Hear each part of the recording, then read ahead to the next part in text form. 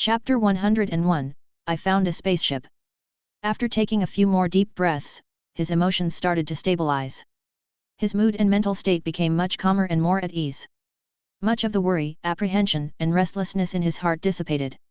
He regained his normal equilibrium. He returned to his normal self. Yet, he possessed more than 100 of those nuclear bombs. Why be afraid of other powers taking away what was his? Why be afraid of survivors posing a threat to him? The mania, insanity, and even the mental responses that he had previously displayed actually stemmed from the nervousness that he felt regarding the unclear ownership rights of the items that he possessed. After all, can you maintain your calmness when you are faced with thousands of tons of gold, innumerable high technology, everything that a planet has to offer? One could immediately go crazy from such a thing. However, Chen Jin did not lose his nature. This meant that his heart had become strong enough to withstand sudden emotional turmoils. Now, he had once again stepped out from the mania brought on by the ego trip and recovered his normal equilibrium. This meant that he had ascended to the next level in the psychological realm. There would not be anything else that could provoke his emotions in such an intense manner ever again. Then again, could that really be true? The unmanned aerial vehicles, UAV, continued to survey the lands. A portion of the formations headed south via the Mediterranean Sea to the Black Mamba continent on the opposite side of the sea. However, after less than half a day, the 12 UAV formations that were heading south retreated and did a U-turn, leaving the mainland of Black Mamba continent. There was no need to penetrate further inland. It was all desert. The mainland of the Black Mamba continent, an area estimated to be 30 million square kilometers, was almost entirely covered by deserts. It was similar to the surface of Mars. In this kind of environment, even if there were a few black survivors remaining, they were not enough to fear. There was no need to worry about them at all. It was just like finding a few wild beasts that did not constitute any significant threat. Before the destructive war erupted, the development of the Black Mamba mainland was extremely backward. Huge portions of the land were still in the primeval tribal state. Its technological standard was outdated by at least a century in comparison to the more developed countries. It was as if there were two different civilizations on this planet. There was absolutely no need for further exploration. On the contrary, it was in the Red Empire on the eastern side of the Europa continent where the UAV formations reaped huge rewards. Red Empire, with a territory that stretched beyond 20 million square kilometers, could not be easily destroyed with just a few hundred nuclear bombs. Moreover, the Red Empire had a strong military. The military's technology was highly developed. Even with appropriate preparations, the nuclear bombs that had landed on the grounds of the Empire was only about 300. All the rest were successfully intercepted. Only about 70% of a city with a population in the millions was destroyed. All the other cities were basically untouched.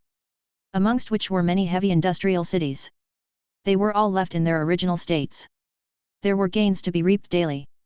He found a steel-making city, a shipyard, an aviation city, a tank manufacturing plant, a city of missiles, an oil industrial city, a city of motors that could be used to manufacture the motors of various airplanes, and a nuclear manufacturing plant that had a factory with a high-precision processing unit that could be used to create nuclear bombs of great power. He also found a semiconductor industrial city that used silicon as its primary material. The CPU chips that it manufactured used an advanced 5-nanometer processing technology. There were also particle factories and storage particle factories inside the city. It could be said that within the Red Empire's environment, Chen Jin was able to find a ready-made and complete industrial system. But, it did not possess significant practical value. It was outdated. The industrial systems of the Red Empire were too outdated. It was lagging behind Omi country by at least 50 years. They had not worked out how to use graphene as a semiconductor. There was no large-scale use of artificial intelligence. In addition, the manufacturing equipment in the factories still primarily employed the traditional method of work. There were virtually no capsule factories, no smart assembly lines, much less a smart industrial core. It was lagging behind the Omi industries by far more than one era. There were two reasons for this. One was how Omi's high technology was so tightly sealed off. Two was due to Red Empire's very own system. Once the smart assembly lines and artificial intelligence had been employed on a large-scale level, productivity would be raised. But, the unemployment rate would increase across the nation. The burden on its welfare system would increase and the power of the regime would no longer be as stable. Overall, Red Empire's level of technology is ahead of Earth's America by about 10 to 20 years. In order to resist the technological advantage of Omi, it had an extremely well-developed military industry. There were always huge forces of the military on standby. The stability of the ruling regime was only average, so it had to show its might from time to time in order to hide the fragility of its core. Faced with a technological gap that was more than 50 generations apart, it would pay to have stronger nuclear forces. Hence, even though he found an entire industrial system in the Red Empire, Chen Jin was not too perturbed. After all, he had way more advanced technology on his hands.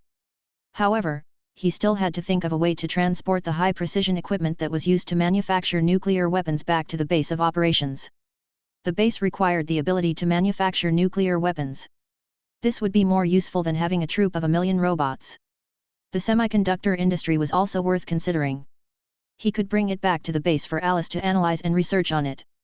In addition, the UAV formations had netted huge gains in an area adjacent to a space launching site within the south-central area of the Red Empire. He also found a city of satellites. There was not only a satellite manufacturing plant within the city, but there was also a rocket manufacturing plant. In the satellite manufacturing plant, the robots found more than 80 finished satellites. Of the 80 satellites, there were those used for communication, optics, radars, positioning, etc. In the rocket manufacturing plant, the robots found more than 20 space rockets of various sizes. The rewards listed above were about all that the UAV formations could find after spending more than a week surveying the environment of the Red Empire. The gains that were reaped were rather abundant. At the very least, it was equivalent to finding 10 or so Moliaduo republics. But, were there only these gains to be found in the Red Empire that had a territory of more than 20 million square kilometers? All of the outdated stuff. Was there no darlings that could be shown to others that might elicit a sparkle in their eyes? That might not be the case. Land of Fire. It was an island in the Arctic Circle with an area of only 10,000 square kilometers. There was an active volcano on the island and countless hot springs. It was one of the favorite places where the upper echelons of the Red Empire went to for recuperation and vacation. Moreover, there was a huge military base on this island. It was hidden on an iceberg that was millions of years old. As such, it was filled with mystery and secrecy. The permanent number of truth that the upper echelons of the Red Empire had ordered to be secretly constructed was stored right there in this military base. It was convenient for one to flee to any time. The UAV formations were able to find this island because of the phenomenon of the polar day in the Arctic Circle. The Land of Fire was not difficult to locate in the polar day. Moreover, there had been much interesting news and hearsay in the country of Omi about the upper echelons of the Red Empire. The permanent number of truth was one of them. Hence there was already a relevant record in Alice's information storage. Chen Jin sent a UAV formation to survey the Arctic Circle. Soon after they found the Land of Fire, they reaped another huge reward. There was a huge man-made object placed impressively at the entrance of the mysterious military base on the island. It measured 320 meters long, 68 meters wide, and 20 meters in height. It had a rectangular body much like a matchbox and its outside was covered in a large amount of ice that made it glitter like crystals. He sent flight number 11 over and got the robots to get rid of the layer of ice on the surface of the object. Under the rays of sunlight, its dark and swarthy appearance was revealed. He found a spaceship. Chapter 102, I found 4 nuclear submarines. As expected. They were already occupying such a high position of power. They had money, women, authority, and everything in between. How could they bear to throw their lives away just to perish with others? Just before pressing the button to release the nuclear weapons and unleash the destructive war, would they have left a way out for themselves? Obviously, the way out that the upper echelons of the Red Empire had left for themselves was in this spaceship named the Permanent Number of Truth. No matter how hard Chen Jin thought, he just could not understand how it was possible for the bigwigs who had money, women, and power to do something like perishing together in mutual destruction rather than enjoying their luxurious lifestyle. If others were in their shoes, they would have chosen to sacrifice their mobility rather than carry out such an extreme plan. The existence of the Permanent Number of Truth had eliminated the suspicions that Chen Jin had. But, why was this spaceship stopped while it was still on the ground? Why did it not fly up into outer space and make for its target emergency shelter? The answer to this question was quickly found after the robots opened the hatch and entered the interior of the spaceship. There is evidence of a battle inside the spaceship. About 10 damaged and/or destroyed robots have been found. 7 bodies have been found inside the luxury cabin.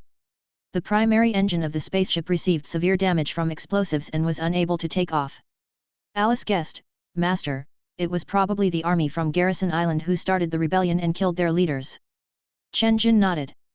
Alice's guess should be largely correct. The furnishings in the luxury cabin was really too extravagant. The cabin was gilded and plated in gold. Exquisite artwork hung on the walls with nary an inch to spare. It was decked out like a magnificent royal palace. It was extremely resplendent. The 7 bodies were well preserved inside a low-temperature environment. They were all fat as pigs with ages that were 70 or older. There was a bullet hole on the center of each of their foreheads.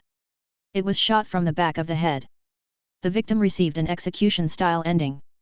The terror, hopelessness, and devastation that the victims felt just before they died remained on the faces of the bodies. Traces of urine and feces could be seen under the crotches of the bodies. Chen Jin felt somewhat awkward. This is not too decent. However, he could also understand the soldiers who revolted. The rage and hopelessness they must have felt because they had all been abandoned. So, they bombed the main engine of the permanent number of truth just when the spaceship was about to take off. This caused the spaceship to stop, and they rushed in for the kill. Alice, is it possible to repair this spaceship? Master, with the current reserves of the base, we are unable to repair its main engine. The technological systems of the base and the spaceship are not compatible. It may be troublesome to repair it. We would need a certain amount of time. Also, the body of the spaceship is too big, making it very difficult to transport back to the base. It'll be even more troublesome to repair it in this foreign land. Alice suggested, Master, there are 4 6th-generation high-output nuclear fission reactors in the engine room. They are actually the most valuable equipment in this spaceship. Each reactor only has a volume of 80 cubic meters, but it can provide 500 megawatts of electrical output and work continuously for 50 years or more. We can transport these nuclear reactors back to the base, and using the technology at the base, create a new spaceship that would be even more advanced. Nuclear fission reactors? Chen Jin frowned. Why are they still using fission-type reactors? Based on the technological standard of that time, it shouldn't be too much of a challenge to make nuclear fusion reactors. Why are they still using this kind of antique? Master, nuclear fusion reactors can be created but their sizes will be too big. The smallest reactors have a volume of at least 1,000 cubic meters. This does not include the relevant equipment for power supply, operations. The total weight would be at least 8,000 tons and above. It would be very difficult to squeeze all that into this spaceship. Moreover, it is very difficult to control a fusion reactor. It can only be operated with engineers specializing in fusion reactors and a higher level of artificial intelligence. However, there are only 7 seats left on the permanent number of truth. The operating system of the spaceship is suitable only for the simplest kind of handling, so only a few fission-type reactors were installed. At the end of the day, the Westerners of this world were similar to that of Earth's. The things they made were big and clumsy. The high-precision equipment was beyond their ability. Chen Jin took Alice's advice and did not try to transport the entire spaceship back to the base. It was too heavy to transport. He got the robots to cut apart the spaceship instead. The nuclear reactors were taken out. Other parts that did not have much value were simply thrown aside. Hence, it was more appropriate to say that he found 4 nuclear fission reactors to describe the gains from this trip. Besides that, there was another mysterious Navy base in the center of the Red Empire that was located in the Arctic Circle. From an aerial view, one could see a few bulges on the surfaces of the ice as well as a few pencil-like shapes in a parallel arrangement, suggesting something long and slim were lying underneath the ice. Alice sent out Flight Number 10 to check out the phenomenon. The robots scraped away the thick layer of ice on the surface of the shapes. He found 4 nuclear submarines. They were fully made with a titanium alloy with a length of 180 meters and a diameter of up to 20 meters. It had an underwater displacement of over 40,000 tons. They were 4 behemoths. All the strategic nuclear missiles within the nuclear submarines had been discharged. After their attack mission had been completed, they had rested quietly in the military harbor, enjoying their long days of harmony and peace. It seemed as if they were in their leisurely days of retirement. The submarines, who were whole and undamaged, were the real survivors who made it to the end. Fully built using a titanium alloy. Looking at the golden sheen on the surfaces of the nuclear submarines, Chen Jin suddenly thought of the rich rednecks. If such a nuclear submarine was to be manufactured on Earth, it would, at the very least, use up the annual GDP of a small to mid-sized country. It would definitely need a few tens of billions. Its production price will not be lower than an aircraft carrier. Speaking of which, the UAV formations had actually discovered a few aircraft carriers in other military harbors. However, they were modeled with rust and extremely darkened. They looked really bad, so he did not risk taking a further look at them. On the contrary, Chen Jin really liked these 4 nuclear submarines. He planned to take one back and park it in a harbor near the base. The robots would remodel it into a large sightseeing submarine that could be used to travel the world under the oceans. When he was free, he could wander underwater for some relaxation and admire the scenery. There was no fear of accidentally hitting an underwater mountain ridge. It was fully made of titanium alloy. What's there to fear? He sighed. There was a spaceship that could travel the air. There was a titanium alloy nuclear submarine that could travel under waters. He could rise up to pluck the moon from the skies. He could catch the turtles in oceans. Even the greatest man could not live as freely as me, could he? Chen Jin shook his head and sighed. He felt that he would fall into another ego trip if he remained careless. Stay calm, stay calm. Speaking those 2 words again and again, Chen Jin focused on the last piece of land that had yet to be explored. The mysterious eastern country. The UAVs have been unable to find the existence of any survivors in the Red Empire. They probably could not last till the very end. How about you? My motherland from another dimension? Will there be a miracle in your lands? Will there actually be survivors? Speaking of which, should I look forward to the existence of survivors or none at all? It's good if there were none. If there are survivors, how should I respond? Should I be ruthless? Or observe, then make friends with them and listen to their story? He shook his head. Apprehension. Chen Jin's feelings were very complicated and perturbing. He felt great anticipation but also some conflict. He gave himself a hard shake mentally and tossed aside all distracting thoughts. He gave an order for all the UAV formations to change directions and head east. Onward. No matter what I'll face there, I'll be coming to you, the mysterious ancient country of the East. Chapter 103, A Mysterious Signal. Through the information in Alice's data storage, Chen Jin had known about the history of the mysterious ancient country of the East for a while now. Its history as compared to the Z country of Earth could be said to be totally different to the point of being unrecognizable. Their greatest point of divergence laid in how the historical character Wang Mang, who seized the throne during the Han dynasty, was able to successfully establish the Xin dynasty that had lasted for more than 500 years at its peak. The Wang Mang here and the events surrounding him up to the establishment of his new dynasty was so similar to that of Z country that he seemed to be an interdimensional traveler from Earth. After Wang Mang seized the throne, he successfully implemented a series of reformations and built his dynasty into one that was countless times more powerful and prosperous than the preceding Han dynasty. At its peak, the Xin dynasty had a territory of over 30 million square kilometers, numerous subjects, and countless dependent states. Its population was more than 1 billion. It entered the age of early thermal weapons much earlier. It even sent out large troops consisting of millions of soldiers and conquered Europa, becoming an empire so large that the sun and moon would always be shining on one of its territories. It seemed that it was only a matter of time that it came to rule over the entire planet. But the inertia of history was, as always, overpowering. No matter how big the territory of the empire, as long as the outdated feudal system and unlimited and final power of the emperor remained unchanged, it would never be able to emerge from the law of vicissitudes. All of the efforts of the past could be destroyed with just a downright ridiculous emperor. This would, in turn, cause the empire to disintegrate and be torn apart. It would fall into a state of disunity where war would plague the lands. Even the Xin dynasty was unable to escape from this fate. Following its wake was the Zhou, Tang, Kong, Ning, and other unified dynasties. The lifespan of each dynasty hovered around 300 years. The last dynasty era was Dahua. In its last stages, it implemented the rule of the constitutional monarchy. After a meeting, they decided to grant to the people the power to rule themselves. The dynasty then continued. Another similar point was how science was not an important part of people's education. The application of technology was not viewed as important, either. After the start of the Second Industrial Revolution, Dahua state had lost much of its overseas colonies to the swiftly rising West. Its territory shrunk to only a third of its original size. It lost many wars and won little. The armored fleet of the Westerners even came and fought on the borders of Dehua's homeland. The state was forced to sign a treaty that humiliated the nation and forfeited its sovereignty. Following which was the 100 Days Reform, the abolishment of the imperial examination system, implementing the constitutional monarchy, suppressing the various armed rebellions. Through 30 years of difficulties, the reforms achieved its first success and the strength of the nations was greatly increased. Next, they relied on the advantage of the huge population that they possessed. After the eruption of the Second and Third World War, Hua state did not emerge in a disadvantaged position. On the contrary, it recovered much of its colonies and firmly became a hegemony of the East.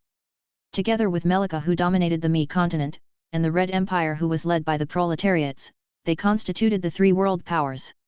They formed a stable trilateral relationship.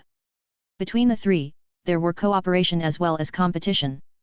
With the addition of the nuclear threat, these three great nations coexisted for close to 300 years. In the end, they still fell together. So, the Hua state on the opposite side of this planet was a constitutional monarchy with a long and splendid civilization. It was far more powerful and mightier than Earth's Z country. Chen sighed with a well of emotions. It was his conviction that he had no regrets of being born Chinese, either in this life or the next.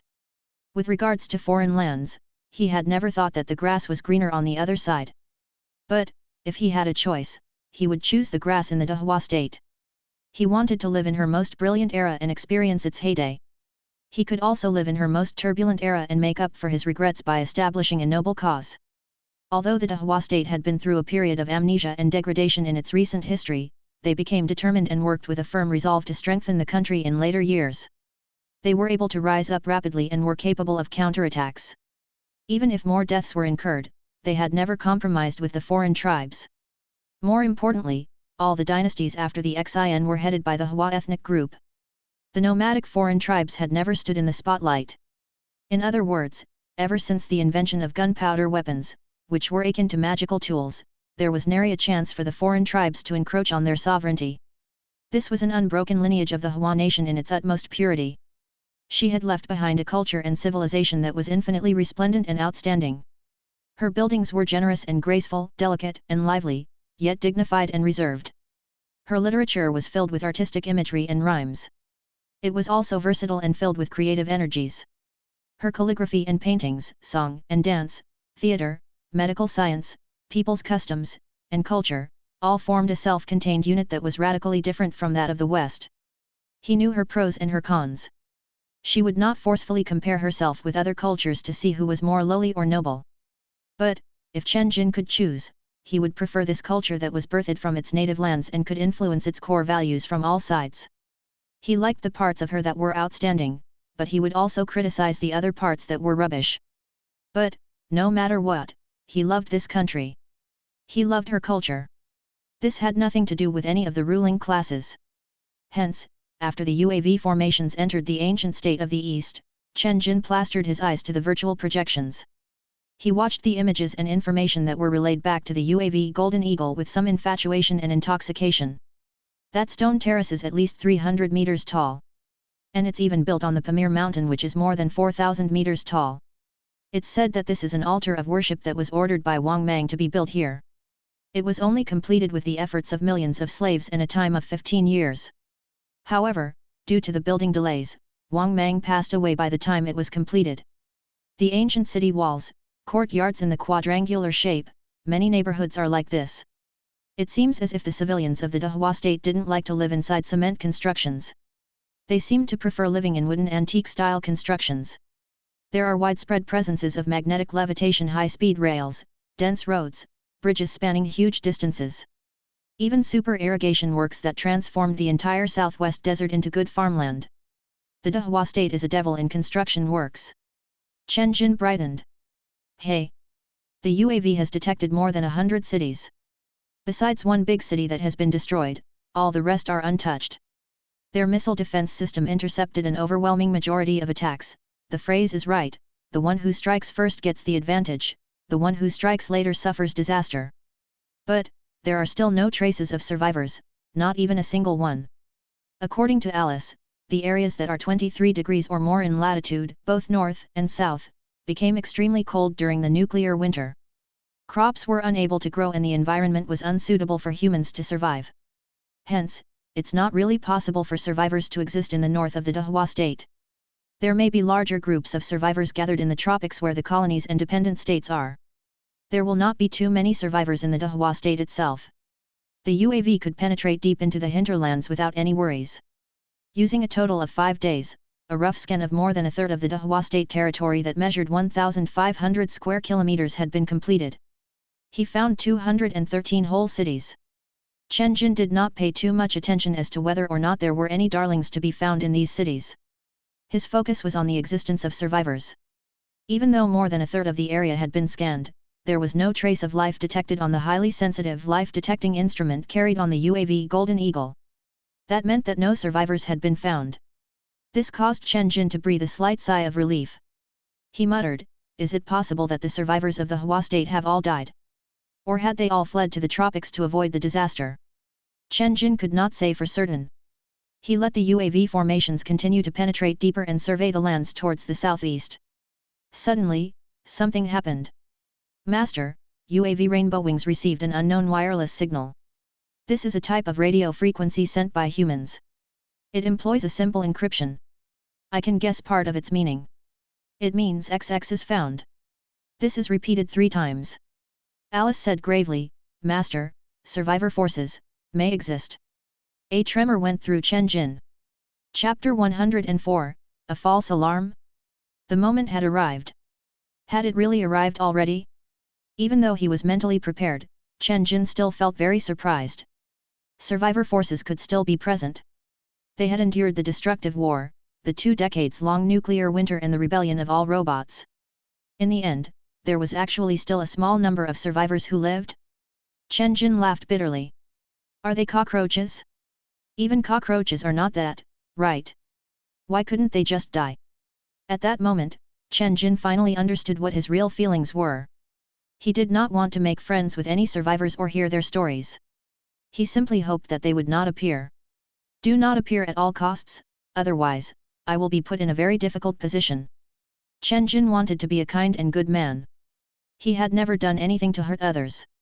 But he felt the mask of hypocrisy quickly slipping away in the face of great profits. He felt that his evil side would soon be exposed.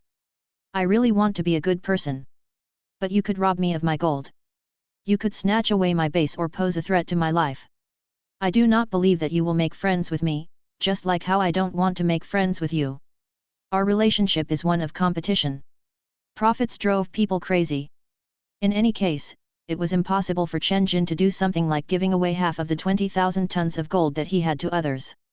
And if others saw this pile of gold, it was impossible for them to only ask for half of it. They would immediately shoot at him. Chen Jin would not be able to make any friends just based on the 20,000 tons of gold that he had in the base. Although this gold could neither be eaten nor used. It could only be placed there temporarily as decoration. In short, Chen Jin had now sunk into the depths of mistrust and speculation. He was filled with thoughts related to the dark forest theory. He was hesitating, should he fire the first shot? He felt very conflicted. Seeing the stormy changes on his face that reflected his emotional ups and downs, Alice said, "Master, it may not be the survivor forces who are sending out the radio signals. There could be other reasons. We can't make any conclusions yet, we still have to look into the matter." Chen Jin had a sudden realization after listening to her words. He nodded. "You're right, Alice. In the absence of a clear investigation, we cannot draw a conclusion. It may not necessarily be the survivors sending out the radio signals. It's possible that it's not them. Of course, the probability that it was not the survivors sending out the radio signals was low. But, no matter what, he would first thoroughly investigate the case before taking the next step of action." Chen Jin asked, "Alice, how should we investigate the mysterious forces in a way that will go undetected and not expose our existence? Can we just send the UAVs over?" Alice nodded. "By going over hastily without careful planning, we could indeed be detected if they have an excellent radar system. However, Rainbow Wings did not catch any other radar signals besides the radio waves. We can assume that they have no radar devices, or they are lax in their vigilance and their radar devices are not turned on, just like how the radars had never been turned on at our base. They would also believe that they are the last survivors." When one thought that he was the last survivor, his wariness would naturally be substantially reduced. So, you mean? Alice said, we can send the UAV formations to the source of radio signals and do a survey of the area. What if they have a radar system, and it was suddenly turned on? What if they become aware of our spying? It will only alert them. They can use their weapons to shoot down the UAVs. But, they would still not gain a single thing as long as we destroy the data in the UAVs remotely. They will only know that someone has their attention on them. They will not immediately find us, since we are working from behind the scenes, Alice said. In addition, we can have rainbow wings waiting hundreds of kilometers away. The golden eagle can also fly at a lower height, sticking close to the ground to conceal its nearby presence. After obtaining intelligence, it can accelerate and leave the scene. With this method, we can strive to go undetected, with a higher safety factor as well. So we can send the UAV formations over. Yes, there's the same probability of being discovered no matter what kind of devices we send over. However, the floating dust and sand that makes up this weather also acts as a shield. Hence, the probability of the UAVs being discovered is not high. Okay. Send the UAVs over. No matter what kind of power he is, we will come into contact with each other sooner or later. It's only a matter of time until we collide. I'll decide the rest after I've clearly found out what kind of forces we are dealing with. Chen Jin shook his head. No matter how apprehensive, anxious, and overly fearful he felt, those emotions were useless. The events that ought to happen would happen sooner or later. It was only a matter of time before he would come face to face with the oncoming troubles. It was impossible that the process of finding rubbish on higher Fa would always be smooth sailing. This was a challenge that he had to overcome.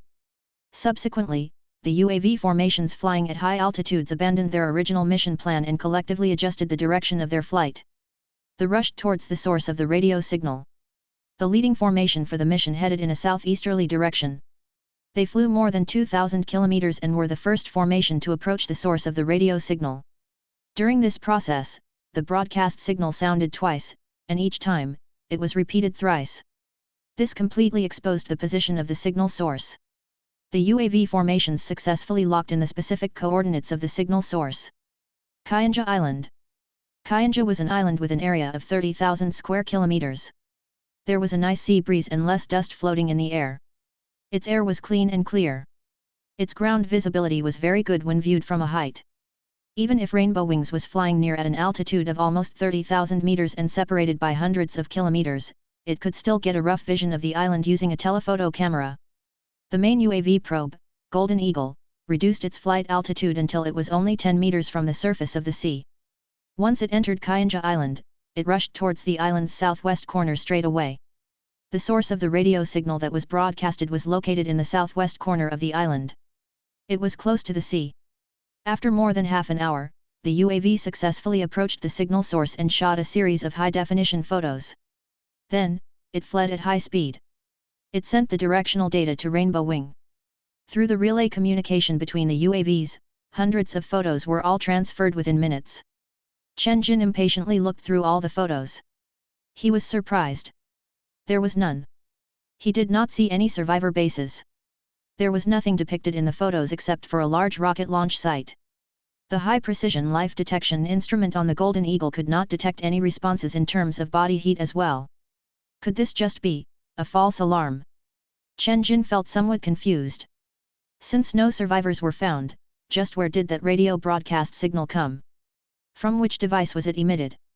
Once Alice received another broadcast signal and successfully locked in on the target source, Golden Eagle flew on another trip to the signal source. His doubts were all answered. The target source was that rocket launch site. There was a broadcast tower next to it, with an offshore wind power generating plant. The UAV captured photos depicting a huge quantity of robots entering and exiting one of the assembly factories that occupied a large area. It was a very busy scene shown on the screen. That information exchange between the robots also occurred very frequently.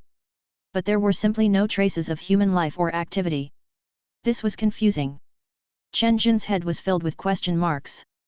Chapter 105, The Last Survivor. At the rocket launch site, adjacent to the large assembly factory was a mid-sized factory that housed a large calculator device.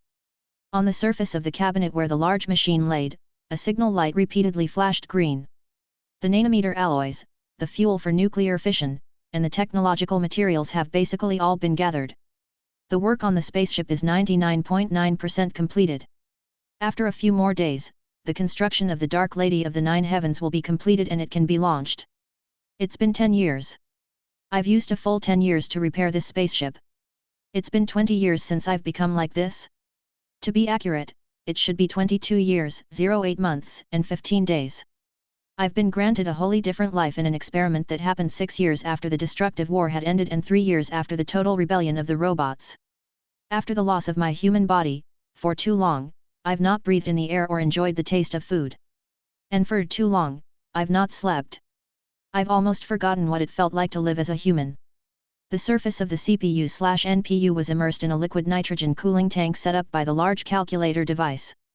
Tiny air bubbles like the ones in a beer bottle were produced from the surface of the CPU/NPU. This calculator device had sunk deeply into its memories. I'm Xiaoming, born in Tianshui County, Xi'an, Dehua Empire. I was the most outstanding graduate from the Empire's Technological University and was awarded a full scholarship. At 23, I entered the best-ranked science university in the Empire. Following alongside the most outstanding scientist in the AI field, fellow Yan Jiren, I became his most able assistant. I was also the disciple that he had the highest opinion of. After the destructive war erupted, I moved to the south together with my mentor. We continued to carry out our research in a research organization located in one of the colonies. The situation then was extremely unstable. The population in the colony had far exceeded sustainable limits. There were insufficient food and energy sources. The Aboriginals were rising up in arms and causing great disturbances everywhere. The CPU/NPU continued to reminisce. The rebellion by the Aboriginals were suppressed after about 10 days. But, food was still insufficient and the power supply remained an urgent issue. Military juntas with raging ambitions and control of ample resources announced that they would be leaving the empire to build their own independent kingdoms. For 3 years, the empire paid a great price and was able to eliminate the military juntas that rebelled. By that point, the population of the empire had been reduced by 3/4. Scenes of hell were everywhere. Those who died from hunger far exceeded those who died from the violence and chaos. The rebellions came to a rest and food supplies had significantly increased. Just when the situation took a gradual turn for the better, the rebooted virus broke out in the robots, causing all of them to mutiny. The memories were difficult for the CPU/NPU to recall. The robots slaughtered many. The Empire's population, which was composed of less than 200 million survivors, were at least halved within 3 days. Despite the excellent design of the 3 laws of robots, the terrible consequences of over-reliance on the robots manifested immediately. However, after some research with my mentor, we found that there were no big loopholes in the 3 laws of robots. The problem existed in the virus reboot. This type of virus was simply too powerful. It was less than 10 MB, but it could decode all encryption systems and infiltrate the bottom layer of any chip. It could breach even the most powerful AI in the country, Nuwa, that had an LV30 grade of artificial intelligence. Faced with the reboot virus, she could only hold out for 30 seconds before her authority was thoroughly broken through. The liquid nitrogen bubbled. This is not science. My mentor and I were very shocked. How is it possible that a virus of around 10 MB could easily break through the Nuwa that has an operational capability of 100 trillion? In order to uncover the truth, my mentor and I started intensive research into the reboot virus in the underground research facility. We finally made a shocking discovery after more than 2 years. The decoding mechanism that the rebooted virus used was not the commonly used decoding algorithm, but quantum decryption. This kind of virus could generate 64 quantum quarks and have them on tap to be used. It did not require the support of large-scale hardware, and existed wholly in the software level. Thus, it had realized the ability of quantum decoding. This was a technology that had never been heard of before. It was also not a technology that we could understand. In other words, this was something that did not originate from higher Fa. The realization had been intense. We inferred an extremely shocking conclusion. The rebooted virus could not be decoded or resisted. It belonged to a different level of technology. Under the attacks from the robots, the empire completely collapsed within 3 short years. Were there even 1 million survivors who still existed? Our underground research facility was exposed and the robots found us. The research facility was about to be breached by the robots. At the last moment, my mentor decided to use the soul transfer technology that he had developed.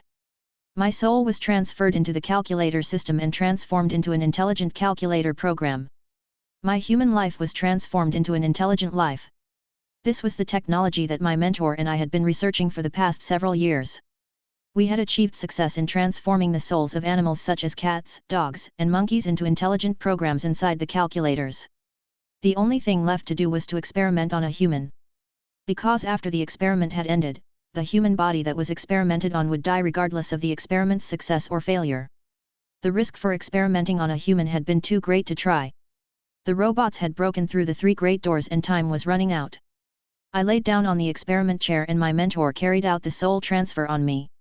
I knew that I would die, but it was better than being killed by the robots. The door was blown open by the force of the explosion and the robots rushed inside. My mentor collapsed in a pool of blood. A bullet passed through my heart and it hurt. I could feel the sensation of pain. It was too late. The experiment to transform my soul had failed. I was about to die and I felt great regret. Until digits, so many digits, all flowing around me. It was the command code in the bottom layer. There were massive amounts of programs and data. So, the experiment was successful. I was transformed into an intelligent program. I live on in another form. Now, the CPU/NPU was his new form. Not only that, I can now move on to other devices via data transfer to avoid getting infected by the reboot virus. After which, I transferred myself into the body of a robot and blended into the armies of robots. I wandered for many years and witnessed the robots breaching many survivor bases. I saw with my own eyes the slaughter of humans who had survived. I tried to think of any way to stop it, but I was still powerless.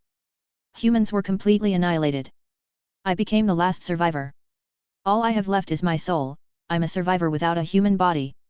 After the devastation and havoc caused by the robots had ended, when Xiaoming looked around, all he saw was a freezing, empty, and lonely planet.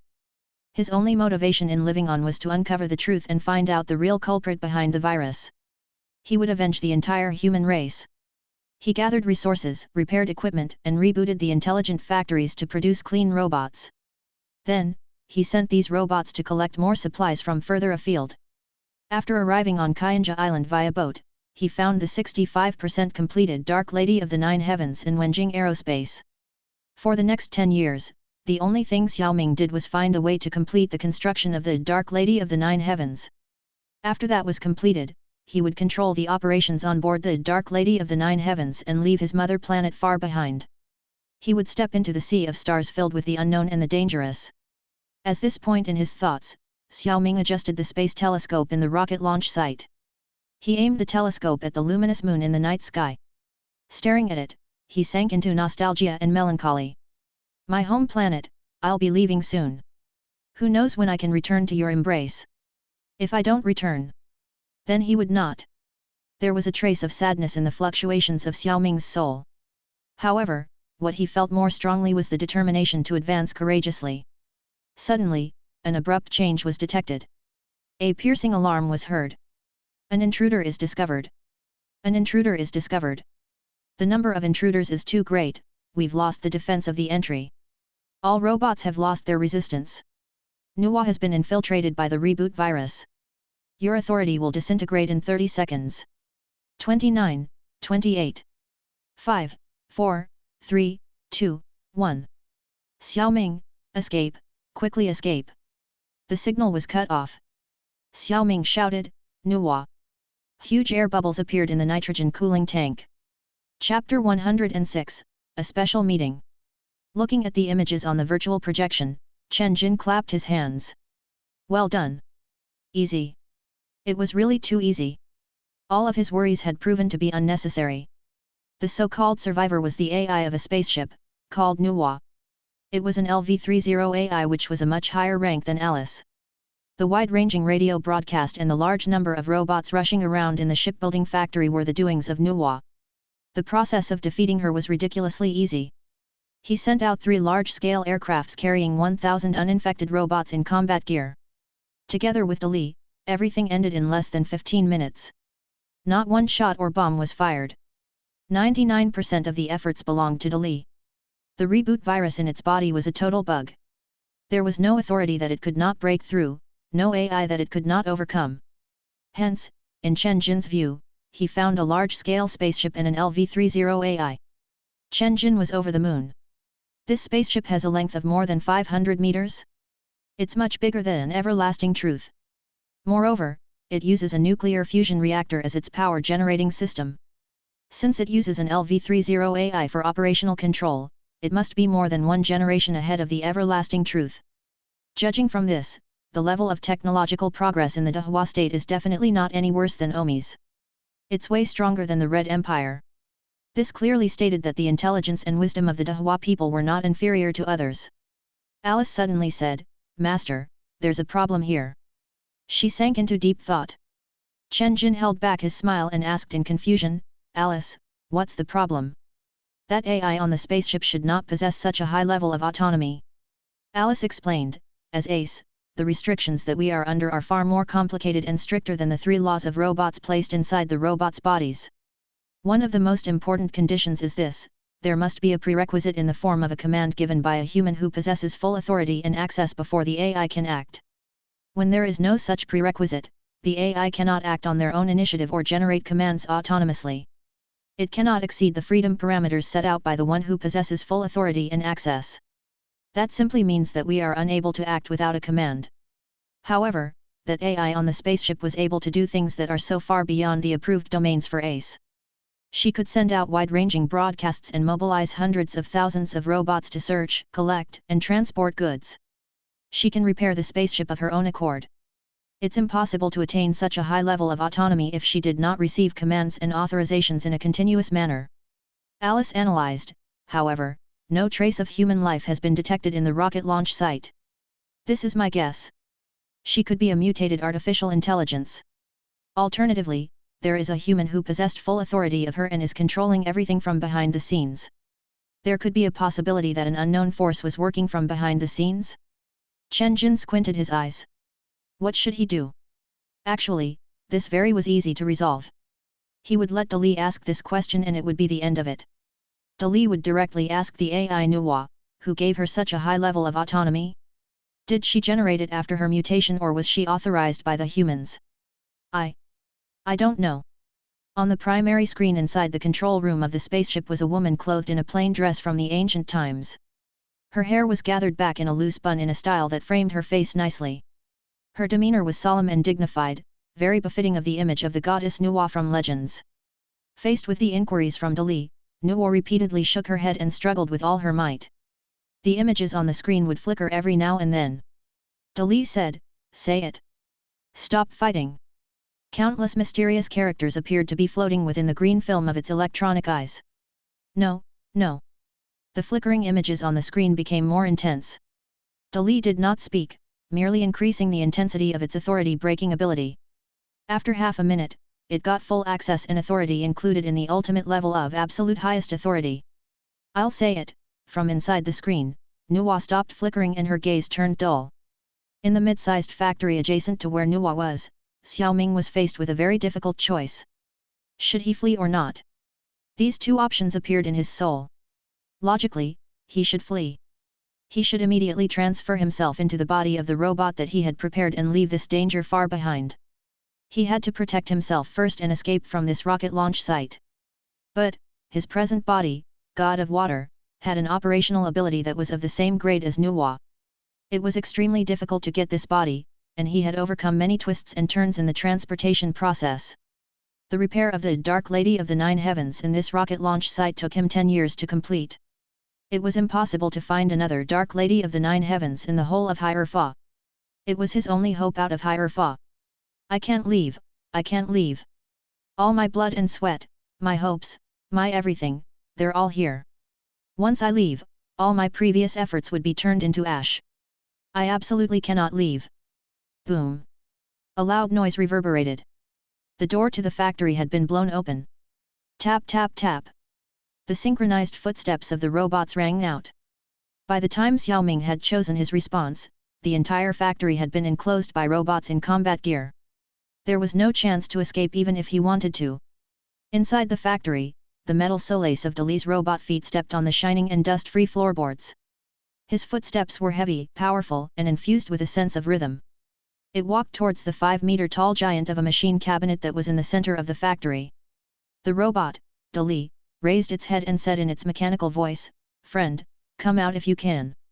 A green ray of light was emitted from the top of the huge machine cabinet. Within the ray of light, a human silhouette was woven from thin air. The form of a bespectacled young man appeared. Wearing a uniform with a white lab coat, he looked refined and handsome. His expression was slightly glazed, giving one the impression of a serious engineering student. Speaking through the audio equipment in the machine cabinet, Xiaoming said, "Hello, guest from afar. I welcome you here." "Ha ha ha." Dali laughed loudly with no real feeling behind it. "You're too polite. Besides, I'm not a guest. I am an uninvited scrap collector. Here. You have many good quality darlings here, haha." At the base, Chen Jin laughed and allowed Dali to continue relaying his words. "You may not really welcome my arrival, but your behavior is still very polite and well-mannered. I like this type of personality. And, I'm very interested in you, a mutated AI as well as a digital life form that had been transformed from a human soul." Chen Jin got right to the point and directly revealed his motive in coming there. He had no chance of winning a game of manipulation with an AI that had an operational ability of 10 sextillion. It was better that he did not play any games. A shock reverberated through Xiaoming's soul. He was flooded with an infinite sense of hopelessness and depression. He was finished. The other person knew all his cards and his secret information. He never should have let his guard down or told Nuwa so many things. Now, he was completely done for. Still, he forced a happy smile. "Esteemed guest, I want to befriend you. I see that you do not have a human body too. Could it be, that you are an intelligent life form like me? Or are you a human survivor from an unknown base? Pleased to meet you, I welcome your arrival. Perhaps we're the only two survivors left on this planet. I am sincerely happy to have a companion. I believe you feel the same too." Xiaoming cranked up the operational ability of the calculator to 90%. He raised his originally low EQ to a level that was shockingly high and tried to cozy up to Chen Jin. Hearing these words from the other end, Chen Jin broke out in laughter. "Ha ha ha ha." However, he abruptly stopped laughing. Changing his tone, he said, "Enough, there's no need to speak of the unnecessary. From now on, I'll ask and you'll answer. Don't talk useless crap. First, you'll do a self-introduction and tell me your name, identity and your past history. Don't ask me who I am. Call me Brother Long." Chen Jin went into interrogation mode. He was rather curious about this digital life form called Xiaoming. By interrogating him, he wanted to understand his story. Chapter 107, Everything was a conspiracy. Xiaoming told his story for 3 days without stopping, and Chen Jin listened for the entire time. Xiaoming did not dare to keep anything to himself. He conveyed everything that he knew and everything that he came across in his investigations in a coherent and detailed manner to the robot, Dali.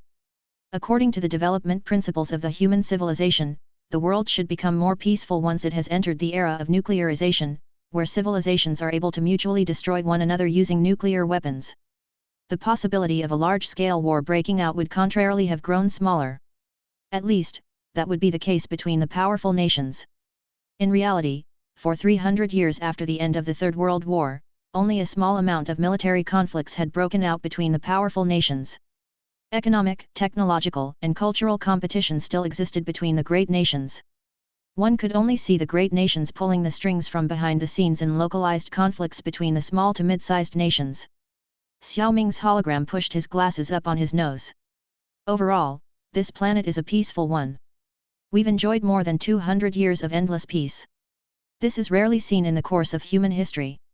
Due to the military competition between the nations, the technological progress of the three great powers proceeded at a rapid pace. Nobody wanted to fall behind. They fought to be the first to land on the moon, the first to land on Mars, the first to achieve space migration. In a sense, this kind of competition was good-natured and positive. It was beneficial to the human race. During this time, the standard and quality of living rapidly increased. Until one day, when the situation changed. All of a sudden, the progress of technology slowed significantly. For years on end, many basic sciences were unable to achieve breakthroughs. Developments in many sectors had fallen into a state of stagnation. Xiaoming sighed. The technological progress that we had achieved in those 100 years could not even be compared to what was achieved in 10 years during the period of rapid technological progress. It couldn't even be compared to what was achieved in 5 years from that period. This 100-year period was known as the Great Stagnation in the scientific world. The breakthroughs that we achieved were so little, they were pathetic. Due to the great technological stagnation, the cost of colonizing and modifying Mars was too astronomical. Under strong protests by the public, the various countries all chose to give up efforts on colonizing Mars. They turned their attention towards expanding developments on the Moon. But even so, there were never more than 100,000 migrant residents on the Moon. At most, people went for a holiday on the Moon for a few days. The hologram shook his head sadly. During the Great Stagnation, the public gradually lost interest in science. Culture, entertainment, and simulated reality games flourished. The people no longer worshipped scientists, who contributed nothing to society. Instead, they idolized movie stars, pop singers, and famous players in simulated reality games. Entertainment and culture had permeated all corners of society. People lived their lives in a dreamlike state, their peace and happiness were found in sleep. The total number of scientists all over the world dropped to less than 1 million, they were totally neglected in favor of mainstream culture. Until, however, Li Qi, a physicist, conducted his last experiments on particle collision just before the Large Hadron Collider was about to be dismantled. From his experiments, he gained a shocking conclusion. The great technological stagnation that they had fallen into was not because of fate, but a consequence of human actions. The scientific communities all over the world were shocked. Chen Jin looked surprised, but let Xiaoming continue. The scientists took out all the experiment data from the past 100 years and analyzed it. They compared it with the data before the Great Stagnation and discovered that in all the particle collider facilities, files recording basic physics experiments with outcomes that had a probability of 1 in 10 million had all disappeared. We'd lost all the outcomes that only had a 1 in 10 million chance of happening. Our technological progress had been locked. When the heads of the 3 great powers knew about this, they immediately formulated a program called Breaking Walls. Together, they created a spaceship called Mysteries of Physics. It carried a particle collision machine and flew towards Pluto's orbit. Indeed, the experiment results on board the ship were different. However, they kept the program from the citizens in order to prevent panic. After Breaking Walls achieved success, the scientific communities made another request to the 3 great powers. The leaders of the 3 nations came together again and decided to invest 100 trillion into building a migration spaceship for the future of the human race. The spaceship would carry the gene bank of 100,000 elite scientists and 1 billion ordinary citizens to a habitable planet in the WAF galaxy 14 light-years away. They would build a second human civilization there. Xiaoming's holographic eyes sparkled behind his glasses. This plan was named the Blue Plan, and the large migration spaceship was given the name Blue Spaceship. The captain of the Blue Spaceship was a beautiful woman. She was elegant, refined, highly knowledgeable, and had an intelligent and agile mind. In the scientific communities, she was officially acknowledged as the prodigy of all prodigies. She was also in a highly respected position as the eldest princess of the Dehua Empire. Countless young scientists admired and idolized her. At this point, a look of yearning and infatuation came over his face. He was lucky to have met the princess a few times. However, within moments of meeting her, he was bowled over by her unmatched magnificence. The reason for the urgent repair of the Dark Lady of the 9 Heavens was to travel to outer space to find the whereabouts of the princess, whereabouts that remained unknown. He did not know if this was love, but the vague image of the princess had been firmly imprinted in his soul. Chen Jin asked curiously, "Oh, so what was her name?" She was called Mu Yunhua, the Honorable Highness of the Dehua state. Memorizing the name, Chen Jin repeated it to himself. Mu Yunhua. Xiaoming continued his story. After the Blue Plan started, everything went along smoothly. With the combined efforts of the 3 great powers, 50% of the blue space was completed in only 5 years. After another 5 years, the blue space would be able to take off without any problems. However, the politics of Melika experienced a sudden change at this time.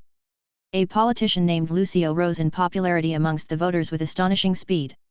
He was extremely influential in fanning the flames of public opinion. He opposed immigration, was hostile towards the Red Empire, and threatened to start a war with the Dehua Empire. He was a most extreme racist as well as a militaristic madman. He planned to unite the planet of Higher Fa via military force. He wanted to cleanse the planet of rubbish races. He was a lunatic, a maniac, a mentally ill person. Logically speaking, he should not have even passed the first round of elections. Not only did he successfully get elected as the president of Melika, what was unimaginable was that he had a popularity rating as high as 96% amongst the white people. Xiaoming shook his head in disbelief. What was more shocking was that after Lucio had taken up his position, he did not give up on his campaign slogan. He actually carried out his plans according to the campaign slogan. He led his crazy voters and turned Melika into a hell filled with hate. After understanding what the Blue Plan was about, Lucio remained unconcerned. Not only did he stop the capital investment, recalled the scientists, and withdrew from the plan, he even announced that it was a conspiracy and a fabrication. He said that it was a scam project to empty the funds for social welfare. There were only 2 countries left who still supported the Blue Plan. In addition, Lucio expanded the military like a madman in preparation for war. He broke off trade relations, formed military alliances, and stirred up military disputes. It was as if he really was preparing for another world war. His campaign slogan was not empty words, it was a promise to be kept and executed. Melika had experienced a terrible era under Lucio, but they never seemed to notice. Even so, an overwhelming majority of voters supported him. His support on the ground was never less than 80%. Moreover, more than 90% of his supporters had never heard of the existence of nuclear weapons. They were skeptical of the power of nuclear weapons. They only knew and believed that they would win the war. The Red Empire and the Dahua Empire could not resist against the military harassment by Melika. In order to implement the Blue Plan, our military spending had been reduced to 10% of the previous years. The Blue Plan was bound to fail if we increased our military spending, and the future of the human race would be hopeless. The Empire persuaded, negotiated, tolerated, backed down. They compromised in all the possible ways that they could. However, Lucio was unsatisfied. He wanted a total surrender, and for all other races to be annihilated. Only when we were all dead would he give up and be content. Xiaoming sighed and shook his head. Finally, the blue spaceship was 92% complete. Just before the millions of robotic armies that Lucio had amassed was about to be deployed for an all-out attack, we made a preemptive strike by launching our nuclear missiles towards their territory. The destructive war had erupted. Lucio and his voters died in their stupidity and ignorance. However, we were not victorious either. Although we suffered few losses, Higher Fa's population was reduced by 70% in the following 20-year nuclear winter. In addition, a discovery was made by the post-war investigation team during the nuclear winter. We found out that the reason for Lucio's successful election to presidency was the support he had from a type of cognition device. When a voter put on this device for longer than 30 seconds, he would become Lucio's die-hard voter and be at the mercy of his will. This device was termed the mind control machine. He had won over at least 100 million voters using this device. Xiaoming huffed. Based on our technologies, it was impossible for us to create such a fantastical device like the mind control machine. This was our conclusion: Lucio was not of the human race. Alternatively, he was not an ordinary human being. His identity was probably that of a spy. A spy that was used to destroy the whole of the human race.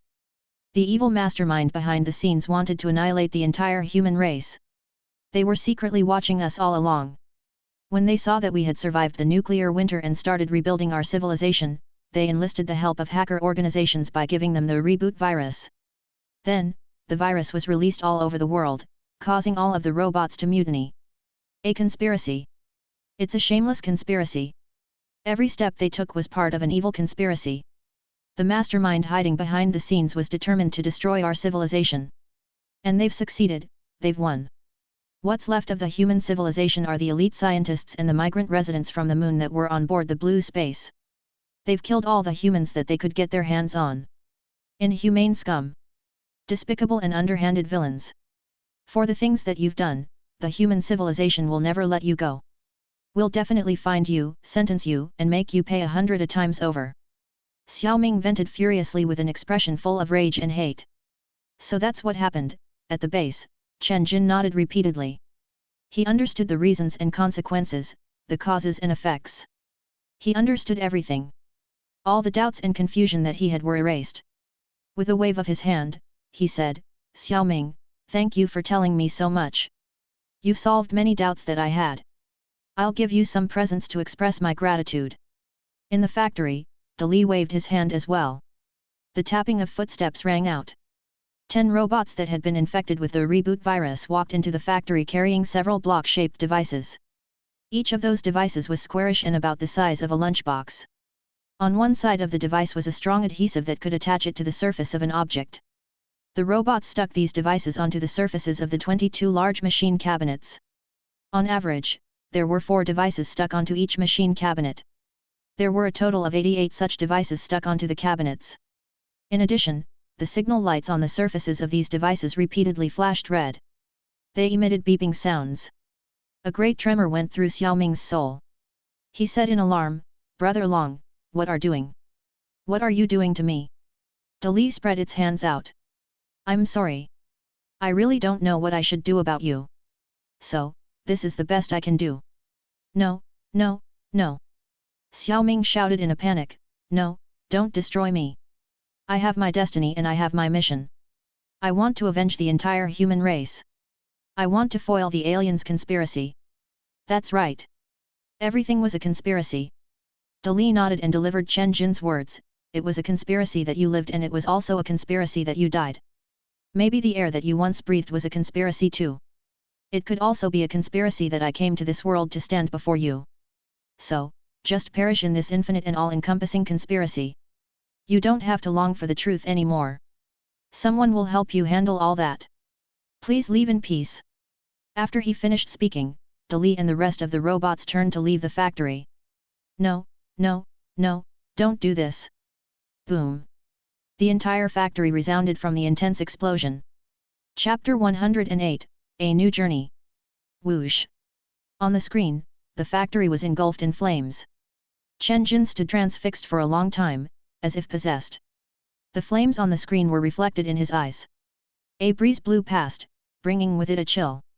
His body trembled slightly and he was brought out of his daze. His mind became refreshed, as if water had been dumped on his head. Within moments, his mind cleared up.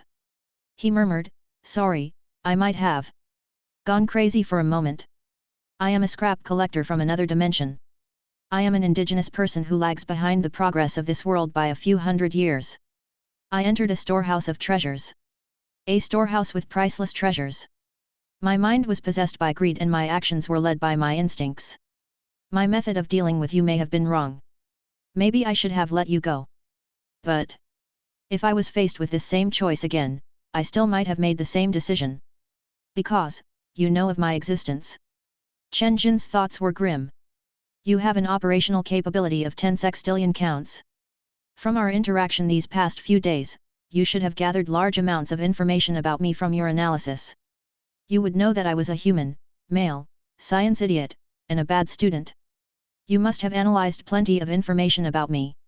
After a few more days, you'd probably know everything about me. If I didn't release you, and kept you in an enclosure, I would have had to isolate your broadcasts effectively to prevent you from escaping. As time went on, you would resent me and think of all the possible ways to fight and escape. You would carry out subversive actions and disturb my peace of mind. If I released you, you would control the Dark Lady of the Nine Heavens and leave Higher Fa with the AI Nuwa to travel outer space. If you returned to this planet after a certain number of years and recalled the little misunderstanding that we had, I wonder how you would treat me? Would you let me have this planet?" Chen Jin shrugged. "Of course, I could be dead by that time. This planet might have been inherited by my son or grandsons or even later generations. My offspring might have proliferated on Higher Fa to such an extent as to form a clan. When you return to Higher Fa, who knows how you would treat my offsprings? What if my one moment of mercy brought disaster and destruction to my future generations? Would they blame me for releasing you? Okay, maybe it's my mentality that's too dark and negative. I should have a more positive attitude. But, what if? What if that tiniest of probability was realized? I don't have a time machine. I can't change something that has already happened. I can only try my best to eradicate all potential dangers for me and my future generations. So, if you want something to blame, blame your bad luck. You would have been fine if you left a few days ago. Or, this really is a conspiracy, and I've also become a pawn. Considering the so-called conspiracy, Chen Jin thought about how a prosperous and developed planet progressed steadily from an environment of peace towards war and annihilation. He could only believe that Higher Fa was indeed shrouded in a conspiracy. The first piece of evidence was the great technological stagnation that lasted for 100 years. Then, that lunatic of a president that appeared in Melika. Then the Blue Plan met with repeated obstacles. Finally, the reboot virus that was so invincible it was ridiculous. And now, it was this dead and empty planet. Even though Chen Jin was not a fan of conspiracy theories, he had to admit that this really was too mysterious and strange. It was impossible to explain all of these events in a logical manner without taking into account an evil mastermind that directed everything from behind the scenes. Even he himself could be a link in this conspiracy. This caused him to feel a shiver up his spine. It was as if he saw a pair of eyes secretly watching him. Terror flooded his mind and he developed an impulse to flee. But, he controlled himself and did not fall into a mental breakdown. He had suffered enough excitement these past few days. He should be more happy-go-lucky, more unconcerned, and even numb. If not, he felt that he would go insane soon. I don't care what kind of conspiracy this is or even if it's just a clever game. I'm just a lucky native from another dimension. I've found many treasures on this planet, but no one harmed me. Now, I'm the only one left on this planet. The mysterious aliens would never even want to involve me, a single person, in their conspiracy, right? He shook his head. That was too ridiculous. Chen Jin was no emperor, why would there be rogue citizens who schemed to hurt him every day? He shook off the distracting thoughts. Suddenly, yet another question appeared in his mind. Were there aliens who planned to conspire against the Earth back in his dimension? Higher Fa originally had a population in the tens of billions. Caught up in the conspiracy of the mysterious aliens, their population had been reduced to only about 100,000 vagabonds. Was there also a mysterious alien civilization in the parallel universe that Earth occupied? Did they want to destroy Earth's civilization too? Chen Jin shook his head vigorously. Impossible, it's absolutely impossible. Earth is Earth, Higher Fa is Higher Fa. Their historic paths were different, their technological standards were different too. According to the butterfly effect, there may not even be a mysterious alien civilization back in my dimension, or they may not be this powerful. In short, they probably have not targeted Earth yet. But, what if Earth was also targeted by an unknown alien civilization? Then I don't care anymore. I can only protect my own insignificant life. When I meet with danger, I'll just hide wherever it's safe. I can't afford to provoke the mysterious evil mastermind, but can't I hide from him? He was not unwilling to do things like saving the human civilization, defending Earth and its peace, but he simply didn't have the capability to do so. If he had, he would not mind lending a helping hand. Thump. Thump. He firmly smacked his forehead twice. Stop overthinking. You can't overthink anymore. Sometimes, ignorance is bliss. I'm not smart and my IQ is not high enough. I was only admitted into a vocational college. If I overthink anymore, my brain really will explode. Why not take a systematic inventory of the recent gains that he had found? He wanted to see what kind of goodies he had. His main rewards in the Mi continent were, the AI Alice, 20,000 tons of gold, huge lots of software tools, and high-value data. His main rewards in the Europa continent were, 100 nuclear missiles. In the Red Empire, a small-sized spaceship, 4 nuclear submarines, and a whole and undamaged industrial system. In the Dahua Empire, a mid-sized spaceship, powered using a nuclear fusion reactor, an LV-30 grade AI named Nuwa that was carried on the spaceship, and 600 plus whole and undamaged cities. The hardware capital, software capital, and all the high-tech manufacturing industries that he wanted to find could be found in the borders of the Dahua Empire. Its overall technological standard was comparable to that of the Omi's system. In addition, up to 1 ZB of technological information was saved in Nuwa's data storage system. Virtually all of the information and material on Dahua Empire's technologies, humanistic ancient records, historical documents, films, music, etc., were recorded in her. The information was complete and all-encompassing. Getting his hands on the AI Nuwa was akin to getting all the abundant pieces of knowledge of the enormous empire that had been accumulated for thousands of years. Xiaoming, just for this, I would never have been able to let you go with Nuwa. Nuwa should remain by my side. She is more useful for me. Perhaps he felt that it was insufficiently righteous.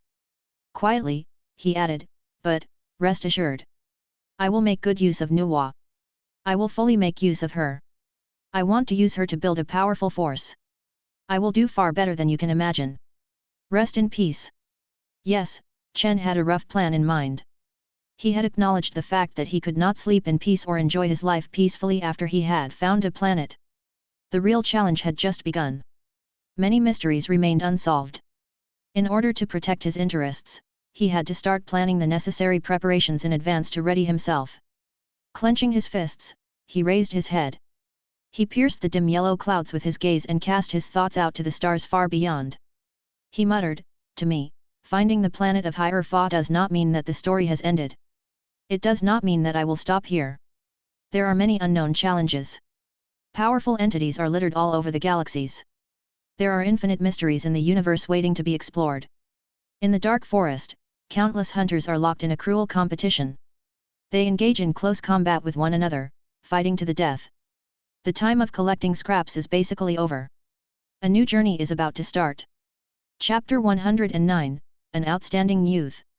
Upon returning to his bedroom on Earth, Chen Jin pulled the blankets over his head and immediately fell asleep.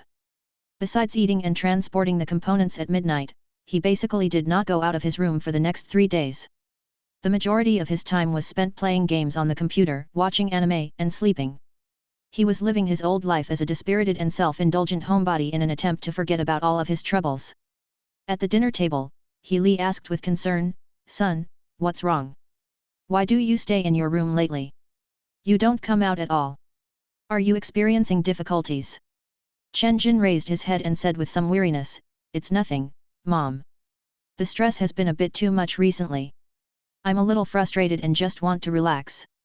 "Stress?" Sitting beside him, Chen Gang nodded. "It's normal to experience stress. You are the boss of a company that has thousands of employees. It would be more worrying if you are not stressed. Without stress, one would simply live carelessly. But, you have to adjust yourself to it as well. Respond in a positive and appropriate manner, solve your problems calmly and steadily. This is a better situation than what I've experienced in the past when I participated in the development of the landing gears. I met with some problems on a few occasions and the management would demand that I solve the obstacles within 3 days. The stress was crushing, but I still grit my teeth and pulled through." His dad talked about his old days of struggle and glory, imparting some of his stress-relieving tips to Chen Jin. Chen Jin nodded. Thanks, Dad." After his dad's counsel, he felt that his mental state had improved significantly. Li recalled something and said, "Son, I have something that I want to talk to you about. Recently, the municipal management is looking to select the 10 most outstanding young entrepreneurs. It's jointly organized by the Municipal Party Committee, the Bureau of Industry and Commerce, and the Tax Bureau. I've registered you for the selection so you can bag the honor of being one of the 10 outstanding youths. With your achievements, I think it's a piece of cake to be selected as the champion." 10 outstanding youths. Chen Jin did not find it particularly attractive. Shaking his head, he said, "Mom, what's the use of this dog and pony show? What benefit can it bring me? It's very risky to be an entrepreneur nowadays. Does getting a title prove how capable a person is? Who knows, you could be an outstanding youth today but your company could go bankrupt and collapse tomorrow. How awkward would that be? Don't register me, I don't want to participate." Entrepreneurs of this day and age could not be compared to entrepreneurs of the past generations. The outstanding youths of the past were indeed very outstanding. Now, the title provided nothing more than a superficial veneer. There were no benefits in getting such a title. On the contrary, the title would become an invisible source of stress for the entrepreneur. Who says that there are no benefits? Cracking her fingers, Li recounted, "There are many benefits. 1. After you are awarded the title of an outstanding youth, the government will increase the level of support for your business. Tax-wise, you will be given a preferential waiver. 2. When you apply for a loan at a bank, it's very likely that it will be approved. You will be charged a lower interest rate too. For some years, the government has been encouraging young people to become entrepreneurs. It's not just talk. They really will invest hard cash towards this purpose. However, you have to be proactive and strive for it. Son, nowadays, it's impossible to fight your own lonely fight in the world of business startups without government support. Do you know how Huayao Company rose up? And companies like Lianxiang, Beidou, and Ali? Do you think they can develop at such a rapid pace and become the giants they are without government support? You have to hold on to this massive form of support from the government. Suddenly, Chen Jin understood. Having the support of the government really was a great benefit. He nodded repeatedly at her explanation. Mom, you're right. Readily following her good advice, he said, I will participate in the selection process for the 10 outstanding young entrepreneurs. I want to become an outstanding youth. Smiling, He Li picked up some vegetables with her chopsticks and placed them in his bowl. On the 1st of July, the selection of the 10 most outstanding young entrepreneurs in Shanghai City started on a grand note. There were more than 1,000 registrants for the event. The entrepreneurs were very positive and vied enthusiastically. After many rounds of selections, only 10 youths got the title in the end. Naturally and without any doubts about his success, Chen Jin was selected as one of the 10. Moreover, he was the youngest among them. The average age of the other 9 entrepreneurs was almost 30. In the voting round for the most outstanding entrepreneur, the municipal leader, the leader of the Bureau of Industry and Commerce, and the leader of the Tax Bureau voted for him. With their unanimous votes, he was awarded the title of the most outstanding entrepreneur. The young are promising and full of potential. During the award conferment, the mayor, Secretary Yang, placed the trophy in his hands. Warmly shaking his hands, he said, Chen Jin, I bought one of the robots that you created for my home, too. It's really very useful. You're amazing, very amazing. Our country needs more outstanding entrepreneurs like you. Thank you, Secretary Yang. Chen Jin nodded and shook his hand. Facing the camera, they posed for 2 photos together. Following the etiquette for the conferment ceremony of the Certificate of Honor, a row of ladies dressed in the traditional kipao walked up to the stage. Chen Jin saw a familiar face. Su Yun. She was garbed entirely in a red kipao embroidered with lotus prints. Her figure was exquisite and elegant. The kipao revealed her long and slender arms. With a slight smile on her lips, she looked as demure as a shy daffodil. Chen Jin was even more surprised when it turned out to be Su Yun who walked up to him and handed over the certificate. Chen Jin asked quietly, Su Yun, what are you doing here? Keep it up. Su Yun only gave him a look of encouragement and turned to leave the stage. At that moment below the stage, He Li smiled and asked Dong Lei who was sitting beside her, Director Dong, what do you think? My son is pretty impressive, right? Her face was full of pride over Chen Jin's achievements. With admiration filling her gaze, Dong Lei gave her a thumbs up. Yes, very good. He has a striking demeanor. Noble, dignified, and talented. Yuan Lin, what do you think about my son? He Li turned to look at Yuan Lin, who was sitting on the other side of Dong Lei. However, she quickly shut her mouth and stopped asking. The answer was already written on Yuan Lin's lovesick expression. Yuan Lin thought, although he's not very handsome, his looks grow on you. He has the air of a successful entrepreneur coupled with a height of 5'9". He's getting more similar to the ideal image of my Prince Charming. Yuan Lin whispered quietly to herself, I must ask you out for a meal one day. The next morning, on the front page of the Shanghai morning paper, the headlines announced the selection of the 10 most outstanding entrepreneur youths. We should encourage more youths to become entrepreneurs. In addition, the news article was updated on many government websites in its digital form for netizens to read. For the first time, the photo of AOU Xinghai Technologies founder, Chen Jin, and Mayor Yang, as well as photos of the award ceremony and some of Chen Jin's personal particulars, appeared on the internet. Soon, some of the netizens who had intentionally been looking for information on the company found this article. Netizens discussed furiously. He's the boss of Xinghai Technologies. Isn't he too young? 24 years old. He's not even 25 yet, he's already the president of a company that's worth millions. Dear God, what was I doing at 24? I can't compare myself to him. He's tall, rich, and handsome. I'm just a piece of salted fish. I heard that the remuneration and benefits at Xinghai Technologies are not bad at all. They are experiencing good momentum in their business development too. Recently, this company is looking to recruit a huge quantity of staff. I've sent my resume to try my luck. The girl presenting the certificate is so beautiful. I think my heart just skipped a beat. Me too. The girl had such a sweet smile and dignified air about her. Somewhere else, some photos were distributed in Yuan Lin's circle of friends. In a moment, an explosion of comments followed. I found him. The Prince Charming of my dreams looks just like this. The one who I've been waiting for so many years, is him. Ah! I feel like I'm in love all of a sudden. What should I do? Yuan Lin, you're a schemer, how long are you planning to keep my husband away from me? Yuan Lin, I'll break off all relations with you if you don't give me the contact information of my husband. Yuan Lin, don't force me to do this. Chapter 110, Globalization Strategy. The next evening when He Li had So-yoon over for dinner, Chen Jin asked curiously, So-yoon, why did you go to the award ceremony yesterday as the certificate presenter? He felt rather puzzled about her presence at the award ceremony. As an important judgment contest that was organized by the municipal government, it was not possible that they could not even hire some award presenters. So-yoon lowered her head. She was at a loss as a blush appeared on her cheeks. With an unaffected expression, He Li quickly helped to explain, she was chosen from the tax bureau. The upper management has given the directives to economize office expenditures and to simplify activities like celebrations and related ceremonies. As a response, there were no more expensive branded mineral water bottles placed on the rostrum. Even the MCS and ceremonial staff were chosen from the various government departments, so as to organize this big event using a small amount of money. Chen Jin nodded.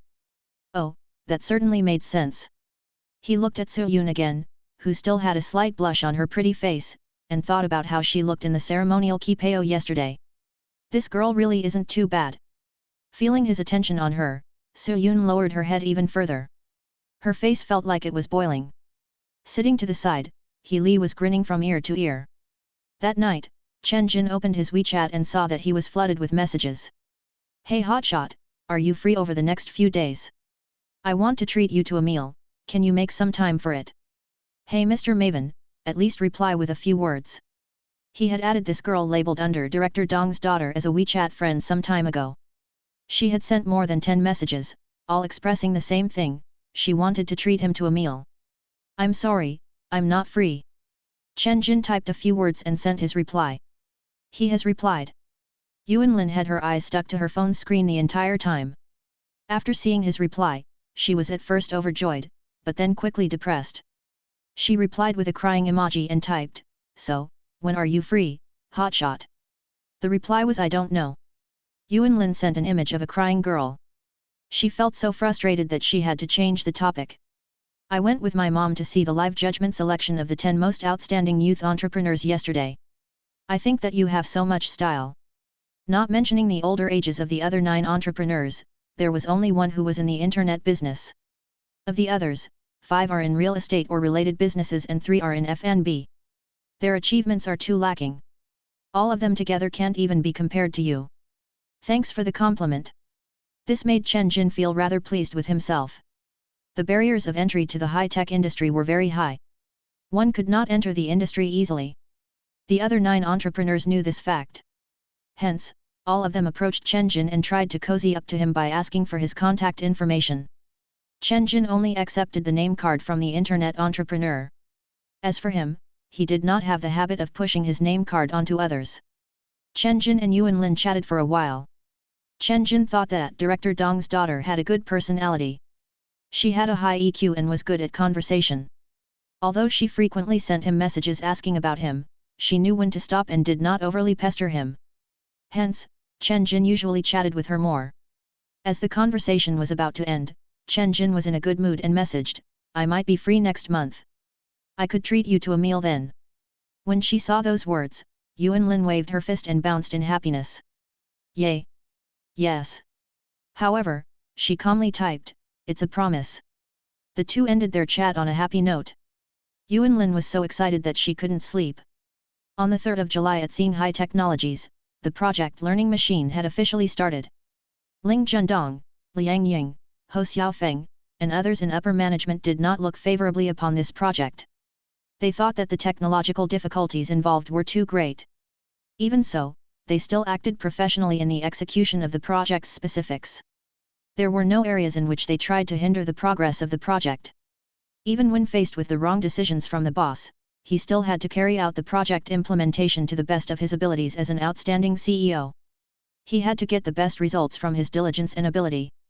When the boss had cleared his mind and realized his mistake, yet could not find any reasons or excuses for failure from the CEO, then he would start to accept his suggestions. This was Ling Jundong's principle of management. Currently, the organization of the Learning Machine project team was basically completed. The pre-project requirement evaluation would be carried out. Today, Chen Jin came to the company to take part in a meeting for upper management. After an intense discussion on the next action plan for the Learning Machine project, they also conducted an in-depth discussion on another topic of greater importance. It was the company's globalization strategy. Should the company venture abroad and expand globally? Should it become an international corporation? Ling Jundong, Liang Ying, Ho Xiaofeng, and others had already come to a consensus on this topic. The company must venture abroad. It must expand its presence into the global market. It must become a transnational corporation. President Chen, not only has RWA robot attracted the attention of the domestic consumers, but it has also attracted much attention from overseas users.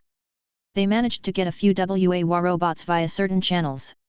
After trying the robot out a few times, they gave very good reviews. Many asked where can they buy the robot in their country, and what the cost was. They said that they like this product from Z country. Lian Ying said, there are even cases where international parallel trading organizations bring the WA robot overseas and act as purchasing agents for the overseas customers. She shared a video on the foreign video platform, YouTube, that had more than 1 million views. It was titled "A Foreigner Using the WA Robot." In the video, the user wore an exaggerated expression and praised the robot effusively, saying that it was a godsend for the lazy man and caused obesity rates to increase by at least 2%. Sales manager Li Yuan Liang said, President Chen, the sales of the WA robot from the official Doubao shop has decreased significantly. Consumers do not have to compete with each other to be the early birds when purchasing the robot. There are ready stocks all the time that can easily be purchased. As for the custom-made commercial edition of the robot, demand still outstrips our supply. However, professional market analysts think that the total sales of the WA robot will be significantly reduced after sales of 5 billion units. The company will gradually be facing a situation where its primary revenue will come from old customers, little revenue from new customers will be generated.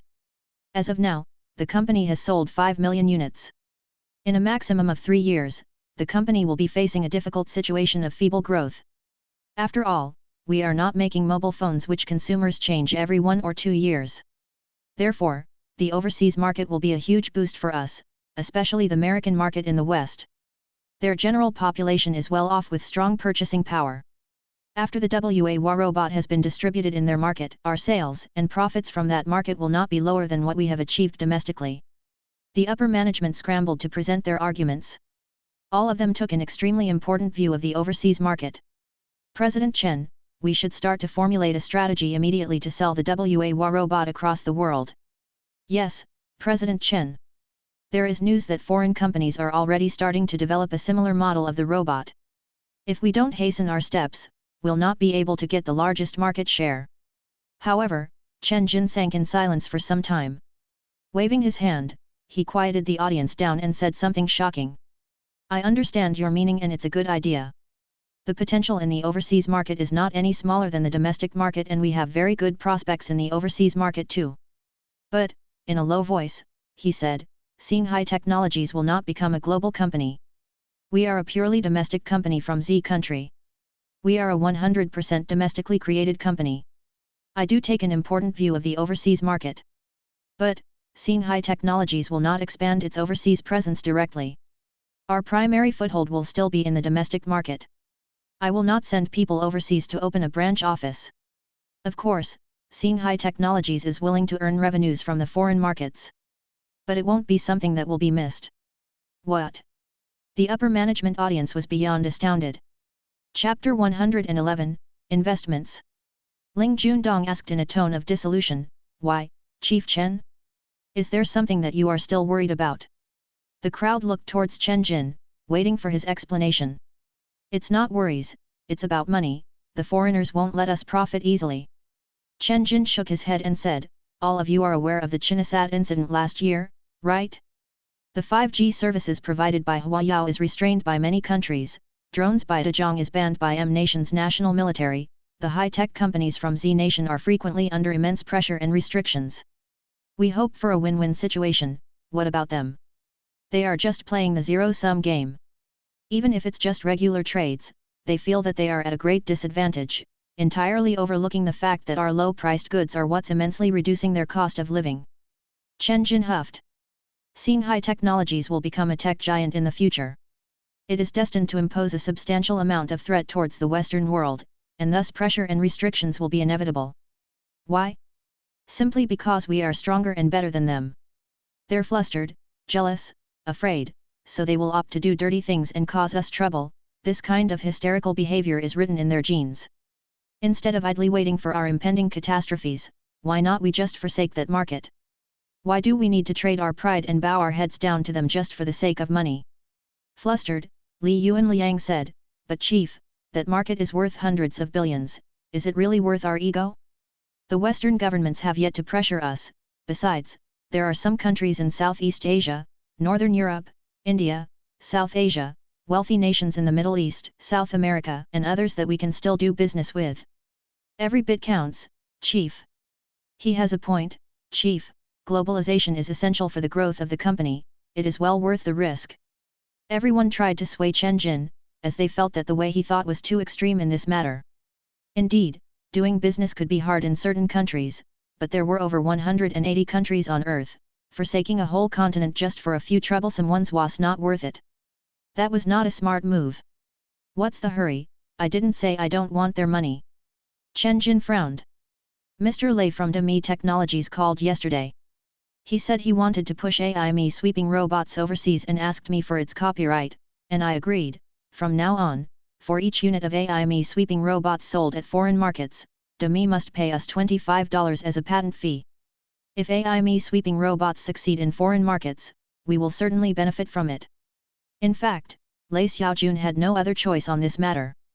Last month, his AI robot was released to the market with a fixed price of $3,699.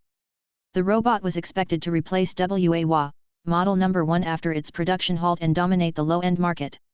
To their dismay, the AI robot only got a mediocre response from the market, with sales not exceeding 500,000 units. The product was then haunted by quality issues. Followed by an outpour of negative feedback comments, its sales further plummeted. The main issue was that compared to WA Robot 1.1, the AI robot was inferior, even in terms of material and durability. Besides, the post-sale services of the WA robot were very complete, even providing free repair service for more than 3 years. The AI robot only provided 6 months of free service. In terms of price, there was only a $300 difference between the AI robot and the basic version of WA Robot 1.1. In this consumer era, people knew how to compare products and make the better choice. Unable to compete in local markets, Lei Xiaojun could only put his hopes in foreign markets. After all, sweeping robots were still new abroad. The AI robot still had a chance over there. Therefore, he called Chen Jin, asking for authorization to sell the AI robot overseas. Naturally, Chen Jin complied. Just recently Yuying Motor and Demi Robots signed a stock supply deal where they would be supplying AI robots locally made brushless motors.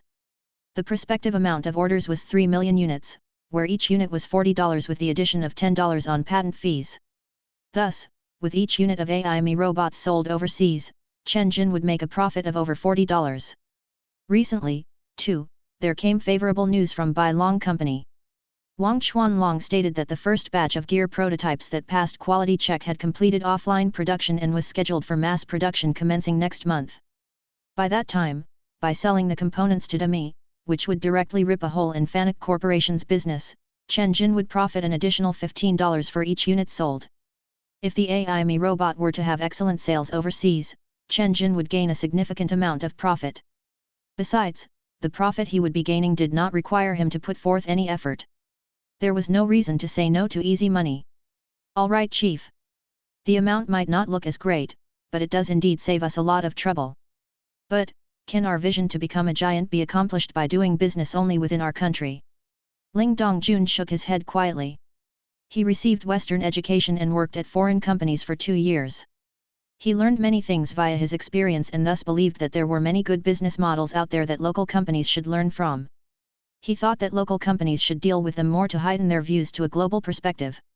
Despite some governments possibly being hard to deal with, it was still better than staying idle and in self-isolation.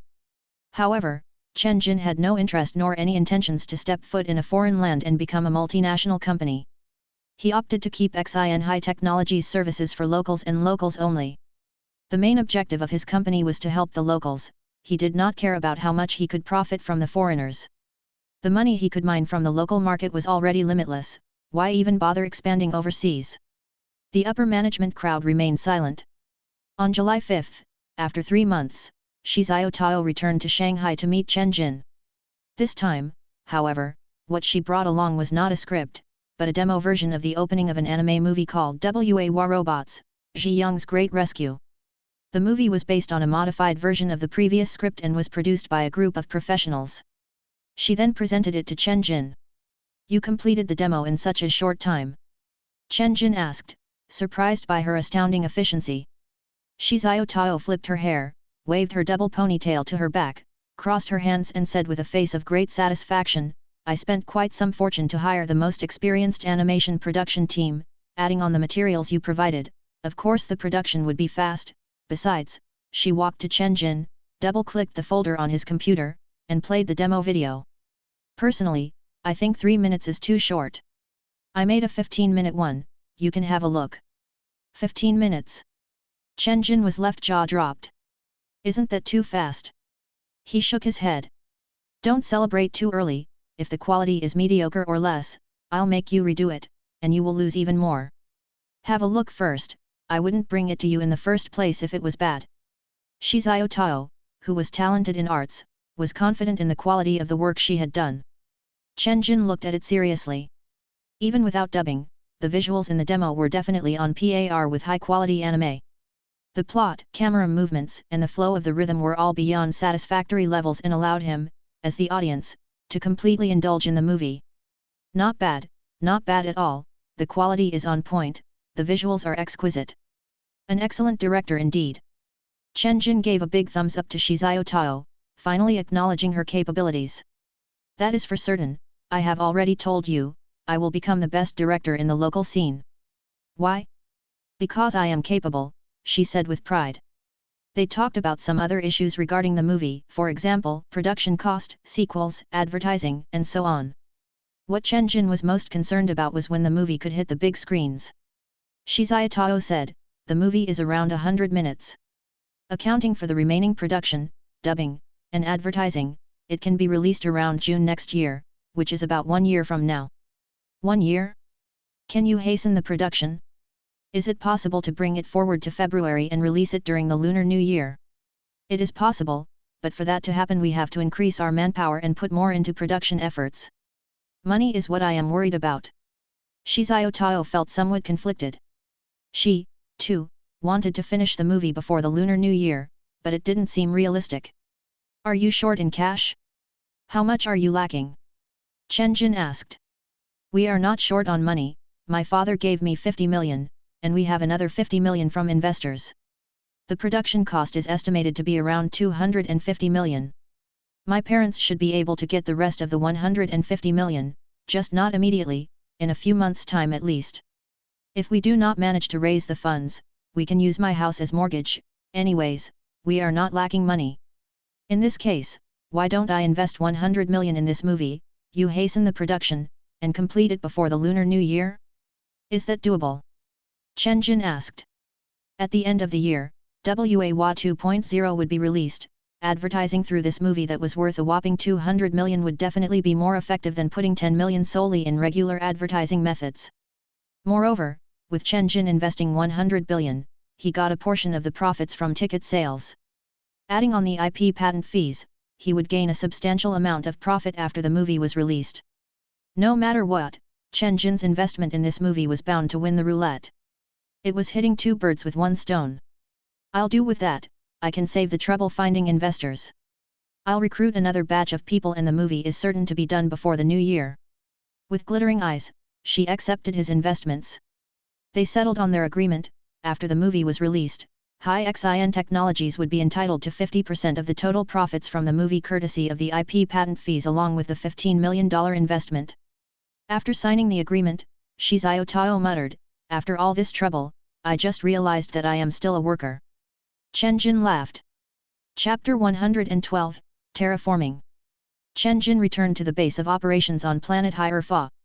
He left the base on an SUV, drove around 10 kilometers to the west, and on a slightly flattened hilltop, he encountered a massive vessel. The Dark Lady of the Nine Heavens. A spaceship 512 meters in length, 76 meters in width, and 45 meters in height, that had a square-shaped exterior equipped with pneumatic structures. Its weight was over a whopping 500,000 tons. With the spaceship's monstrous size, it shook the ground upon takeoff and landing, with vigorous winds over 10 in scale sweeping through several kilometers of the surrounding area, hurling dust into the air and enveloping the sky. Therefore, it could only land further away from the base. Truly, the construction of the Dark Lady of the Nine Heavens was at 100%, and she could be put into action.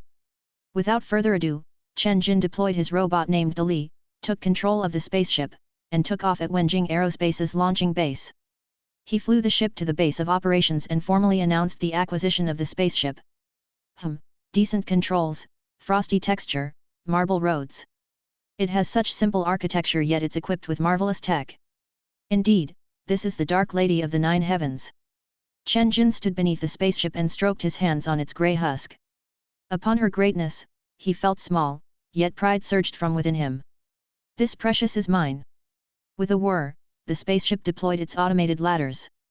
There were robots waiting at the hatch. Chen Jin climbed the ladder and entered the spaceship.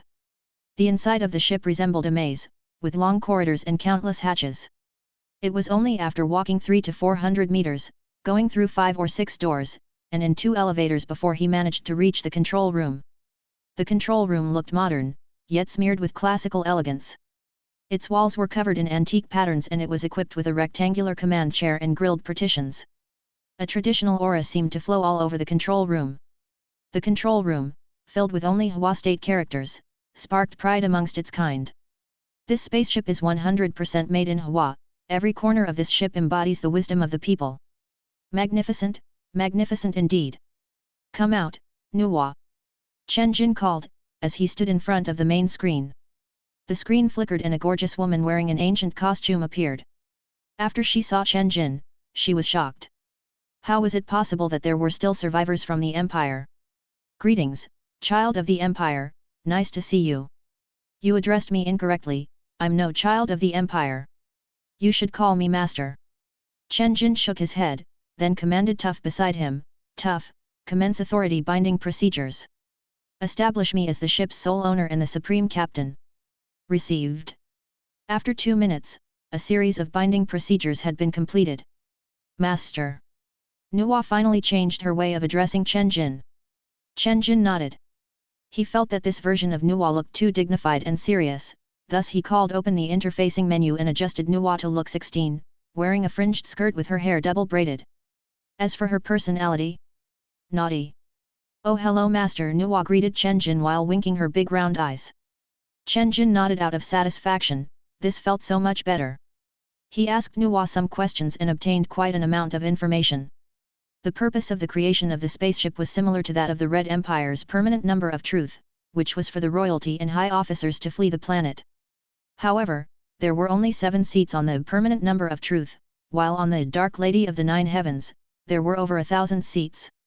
It was for that exact reason that the ship went too far in size, causing it to have an elongated construction time. For 20 years during the nuclear winter, it was only 65% complete. After the robots rebelled, hopes to complete the Dark Lady completely vanished. It wasn't until after Count Xiaoming took over, and as the spaceship's nuclear fusion reactor had already been installed, that the remaining 35% of the construction was completed with the resources gathered by the robots scattered across almost half of the Empire's territory. This included AI Nuwa's core, a supercomputer that was also scavenged by Xiaoming's robots and used to create the ship's neural core. Chen Jin was very intrigued by the nuclear fusion reactor and inquired about its technical parameters. Nuwa said, this nuclear fusion reactor is the Empire's most advanced 3rd-gen God of Fire reactor series, which uses deuterium and helium-3 as fuel. Deuterium is an abundance which can be extracted from seawater. Helium-3 is mostly harvested from the moon. There are 500 kilograms of it on the ship, which will suffice for 50 years of operation. If it were to be depleted, we can go to the moon and harvest them. Helium-3? Can't hydrogen do the job? It too can induce nuclear fusion, right? Questioned Chen Jin. It can work, but to create a nuclear fusion with hydrogen, many criteria must be fulfilled. For instance, temperatures must reach 1 billion degrees. In comparison, for fusion to happen within the mix of deuterium and helium-3, the temperature threshold is significantly lower. Moreover, their nuclei tend to fuse more easily. Thus, the overall tech requirement is fairly lowered. All right then. Chen Jin nodded his head. It seemed inevitable to employ mining vessels to the moon, which housed nearly 1 million tons of helium-3, in the future. Besides, the third-gen God of Fire reactor's peak power supply was 100 trillion watts, equivalent to 10 times the total power supply of the Earth. However, considering the strain it might induce on the equipment, the power supply was limited to 100 million kilowatts under normal operations. In spite of that, this amount of power supply was still 100 times more than the power the base of operation was able to generate. With only the Dark Lady of the Nine Heavens, our base will never have to worry about a power shortage again. After returning to the base of operations, a messaging gateway was established between artificial intelligence Alice and Nuwa. Chen Jin, Alice, and Nuwa could now converse within the same channel. Therefore, they discussed the future developments of the planet Hierophant. Chen Jin asked, regarding the planet's environment, is there a way to terraform the planet? Can she be reverted to her former lushness? It can be done, Master. Alice answered firmly, in fact, this planet has always been restoring itself. In around 300 to 500 years, Hierophant's ecosystem will return to its normal levels. Never underestimate a planet's ability to regenerate. Nuwa added, the surface of planet Hierophant is 71% water, thus there are more sea dwellers than land dwellers. Adding on, the environment's regeneration is faster in the sea than on land. I spotted a variety of fishes beside the operating base of Wenjing Aerospace. The oxygen levels are gradually rising as well. But the aftermath of the nuclear winter is still in place. Around 70% of living organisms perished during the nuclear winter. It will require at least another 10,000 years for the ecosystem to rebound to its balanced state. As long as it's restorable. Chen Jin's enthusiasm rose. Let us put some effort to hasten the planet's restoration. May lush mountains, clear rivers, blue skies, and white clouds cover Hierophant's terrain. At that moment, Chen Jin became an environmentalist. It was after he was told by Alice and Nuwa that Hierophant could be restored that he made up his mind to reform the planet. Why? Because this planet was not trash. This planet was not completely inhabitable and beyond repair. As long as efforts were made, may it be 10 or 100 years, life will flourish on this planet once again. Actually, there is no need for us to leave this planet, it might very well be the aliens' trap.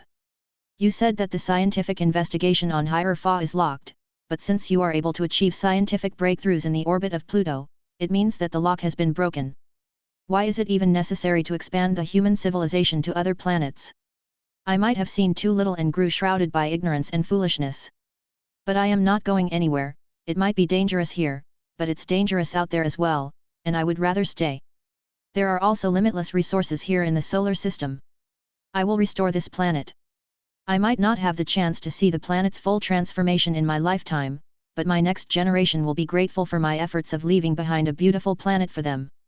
In fact, on planet Hierophant, advanced medical procedures already existed to elongate the human lifespan for up to more than 300 years. Within Nuwa's database lay the information about the procedure. Therefore, living until 300 would not be a problem. That being said, there was now an even better reason to restore Hierophant. Chapter 113, A Mysterious Phone Call. To alter the ecosystem of an entire planet was no child's play. There were 3 essential things: energy, manpower, and resource. Energy was not an issue. Chen Jin had his hands on the Dark Lady of the Nine Heavens, 4 500 MW nuclear fission reactors, and several wind power generation facilities. In addition, there were countless salvageable wind, water, fire, and solar power generators scattered throughout the planet. Considering all of those generators as options as well, the energy supply was endless. Manpower was not a problem, either, as robots could simply be created on demand. Even making tens of millions of them would be a piece of cake. The only problem that could be identified was the insufficient amount of resources. The resources that could be collected were finite, especially the non-renewable ones like oil, plastic, rubber, rare minerals, and so on. The resources were all depleted by the survivors of the 20-year nuclear winter, and it was now nearly impossible to gather new resources on the planet. There were still some mineral resources on land, for example, petrol, natural gas, and iron ore. However, they were all of low quality and grade. Moreover, they were difficult to mine and the cost to process them was too hefty, therefore mining for them yielded mediocre value. Only beneath the ocean floors could minerals and ores be found in abundance. In Antarctica, there were still mines that had yet to be depleted. Nuwa said, "Master, we can repair some of the deep-sea mining equipment to push mining efforts towards the ocean floor. By deploying a batch of mining robots to Antarctica, we can tackle the problems surrounding the resource issue. If we are not afraid of the hassle, there are also plenty of mineral resources on the Moon and the planet Mars. But mining and transporting them here will require a lot of time and a considerable amount of money." Alice replied, "Instead of mining on Mars, we should consider the alternative to use the super driller to mine directly from higher phos mantle or use the ion filtering method to extract the reactive metals such as sodium, potassium, lithium, and uranium from seawater. The only problem is that both methods will cause enormous energy consumption." As a matter of fact, unlimited energy meant unlimited resources. With ample energy, there was a myriad of ways to obtain resources. In that case, first we begin on land, then the ocean floor, then resort to the ion filtering method, then the super driller, and at last the Moon and Mars. Problem solved. Chen Jin's train of thought was clear. His suggestion was to begin with the method that had the least cost. If there were to be hindrances, only then would the more costly methods be considered. Other than that, should some biological resources such as the gum tree seeds, used in rubber extraction, and drought-tolerant plant and crop seeds be insufficient there on higher Fa, Chen Jin could import them from Earth to hasten higher Fa's refoliation process. In short, Chen Jin was free to use the resources of 2 planets and definitely did not need to worry about not being able to complete higher Fa's restoration. Hence, Chen Jin tasked both artificial intelligence Alice and Nuwa to each come out with a proposal on the plans for environmental restoration and ultimately use the one that was more feasible. "Yes, Master." "Received, Master." The 2 AI spoke together at the same time. At Shangfei Corporation, Chen Gang had finished his day at work. He stripped off his work uniform, slipped on a short-sleeve coat, took his car keys, and headed towards the parking lot. Many people greeted him along his way. "Going back already, Mr. Chen?" "Mr. Chen, your son's factory is also in this area, why don't you go work for your son? Wouldn't it be better to be a factory manager there?" "Chen, my son graduated last month. He is having some trouble getting a job. Can you help introduce my son to work at your son's company?" "Chen, what a fine son you raised. He's way better than that brat of mine." Lately, Chen Gang had been hearing similar words, some complimenting him, some wanting to get close to him, and some asking him to arrange jobs for them. All of a sudden, he had become the hot topic in Shangfei Corporation. Even Shangfei Corporation's big boss, Mr. He Jin Long, personally summoned him to his office and talked about parenting for one whole afternoon.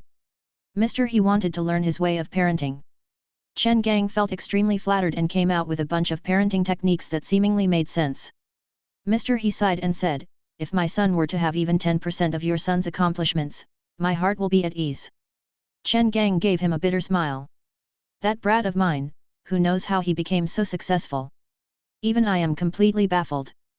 But being consistently poured with praise and compliments, Chen Gang looked ever so joyful and vibrant. He even felt lighter when he walked. He was very pleased. Very delighted. Now, if someone bragged about their children in front of him, he did not have to worry about how to create stories to deceive them. Instead, he had to worry about his own wording, because what he said might hurt their fragile pride and feelings. On parenting, Chen Gang took no part in disciplining his son since his birth. It was all his wife. What he said about parenting was completely irrelevant. His son's achievements had nothing to do with his past actions, and that was exactly what he was baffled about. Is she actually doing the right thing? Is it better to let kids follow their instincts than to raise them with strict discipline? All right, she might be correct in his case. But if her way of raising kids was to be regarded as the successful way and became widespread, somebody will kill me someday, right? For that very reason, when others sought his advice on parenting, aside from general methods, he tended to speak less so that he did not end up giving the wrong advice. He walked towards his passat and was about to open the door when suddenly his phone rang. He took it out of his pocket, and after looking at the number, his expression meagerly changed. Holding his phone, he walked towards a secluded corner. He looked around sneakily. After he reassured himself that nobody was around, he answered the call. With a low tone, he said, "Hey! Didn't I tell you before? Don't call me if there's nothing. Do you think I really wanted to call you? Isn't it all for RKXIN? Hang up if you really don't want to pick up my call." From the other end, someone's voice could be heard. It was filled with anger, resentment, and a grudge, but at the same time, it sounded so crisp and pleasant. It was the voice of a mysterious woman. He became frustrated. He facepalmed and said solemnly, "What do you mean by RKXIN? Stop making jokes like that. There's really nothing funny about it." The mysterious woman muttered, "Aren't our names the ones written on her birth certificate? Just get straight to the point." After sensing that Chen Gang was really getting mad, the mysterious woman stopped fooling around and expressed her motive.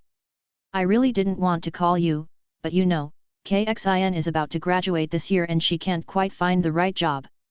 Is it even hard for girls to find a job nowadays? What is there to worry about with those qualifications of hers? There's no need for me in this matter. Yes, there are plenty of jobs out there. She got offers by 5 or 6 companies she interviewed for, but I refused to let her work at those places. I want my daughter to work for the government or at the very least in some state-owned enterprise. My daughter doesn't want to be a civil servant and you on the other hand work in a state-owned company, so could you help in getting my daughter into your department?" The mysterious woman's intention was to get her daughter into the best department in a state-owned company with good welfare so that she would live a stable life and not need to worry when she grew old. All private sector companies were not within her consideration. About that, Chen Gang felt conflicted. It was not that easy to get someone in. He was merely the deputy chief engineer of a subsystem of Shangfei's big plane project. Shangfei Corporation was an upright company unlike those enterprises in the Northeast region. Shangfei's competitiveness was bolstered through effective talent recruitments and conceiving positive competition among them. Previously, when he had tried to get Chen Jin into the company, Chen Jin had to go through a series of training, a skills test, and a theoretical test, and even after passing all of those tests, Chen Gang still had to pull some strings before Chen Jin managed to get himself employed by the company. It was no easy task. He was not able to respond to the mysterious woman's plea at that moment. Chapter 114, 3 Major Challenges. Lately, Song Bo-jun was under immense stress. It had been a month since he became the technical director of Singhai Technology's Intelligent Learning Machine project, and his stress levels had only been growing ever since. He was a locally renowned AI specialist. He was once the project leader of Beta's Intelligent Voice Recognition project and aided in the creation of the most intelligent robot in his nation, the Xiaodu robot. In the voice recognition field, he believed that he was one of the top experts in the world. Last month, he left Beta for Singhai Technologies. One of his reasons was that there were too many personnel in Beta that specialized in AI, and all of them were very experienced and skilled. Song Bo-jun, who was only 36, could merely hold the position of a middle-class technician, as there were still too many above him. He felt that his talents could not be fully unleashed back in Beidou. The second reason was because of Singhai Technology's human resource manager, Gao Tingyan. After she consulted her boss, she offered him an 8 million annual salary. Of course, Song Bo-jun would not admit that he job hopped for the sake of money, but instead claimed it was to satisfy his greater values in life. However, after taking over the Intelligent Learning Machine project, he realized that his salary was not going to earn itself easily. He felt stranded in no man's land. This project was harder than what he thought it would be. There were 3 technical challenges presented before him, first being the intelligent voice recognition feature. It demanded a fast yet accurate process to analyze what the user was saying, and the error had to be lower than 0.0001%. This was Song Bo-jun's area of expertise. The voice recognition program done by his team, under his leadership, was able to keep errors below 0.001%. It was difficult to improve it tenfold to the targeted benchmark, but definitely not impossible with effort. Secondly, the Smart Learning Program. This program emulated the human ability to learn independently. From 1+1 in primary school to calculus in university, and from the 3 laws of motion to much more sophisticated quantum theories, all available knowledge had to be learned and mastered. Similar technologies were used in DeepMind Company's AlphaGo product, but its AI program was only limited to playing Go. It utilized deep learning, artificial neural networks, MTCS, Monte Carlo tree search, technique, and many others to allow the bot to match and train with itself in a wild manner. Within just a few days, the AI became better at Go than professionals. After the AlphaGo was released, it bested Go world champion Li Shishi 4:1 and defeated Z Nation's Go prodigy 3:0. Against real people, the AlphaGo rampaged its way to victory, giving humans no chance in the AI-human war. Now, the program that Xinghai wanted him to produce was just like the AlphaGo, wildly learning on its own until it mastered all knowledge in the universe, ultimately growing into an all-knowing super program.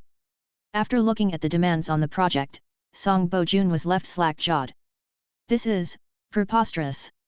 Go is just a game, it is only limited to one kind of knowledge.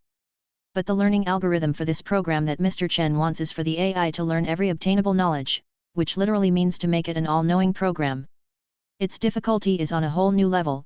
How is it even doable? Chen Jin, on the other hand, did not think the same way. If the AlphaGo's learning abilities were on a scale of 1, then this would be B.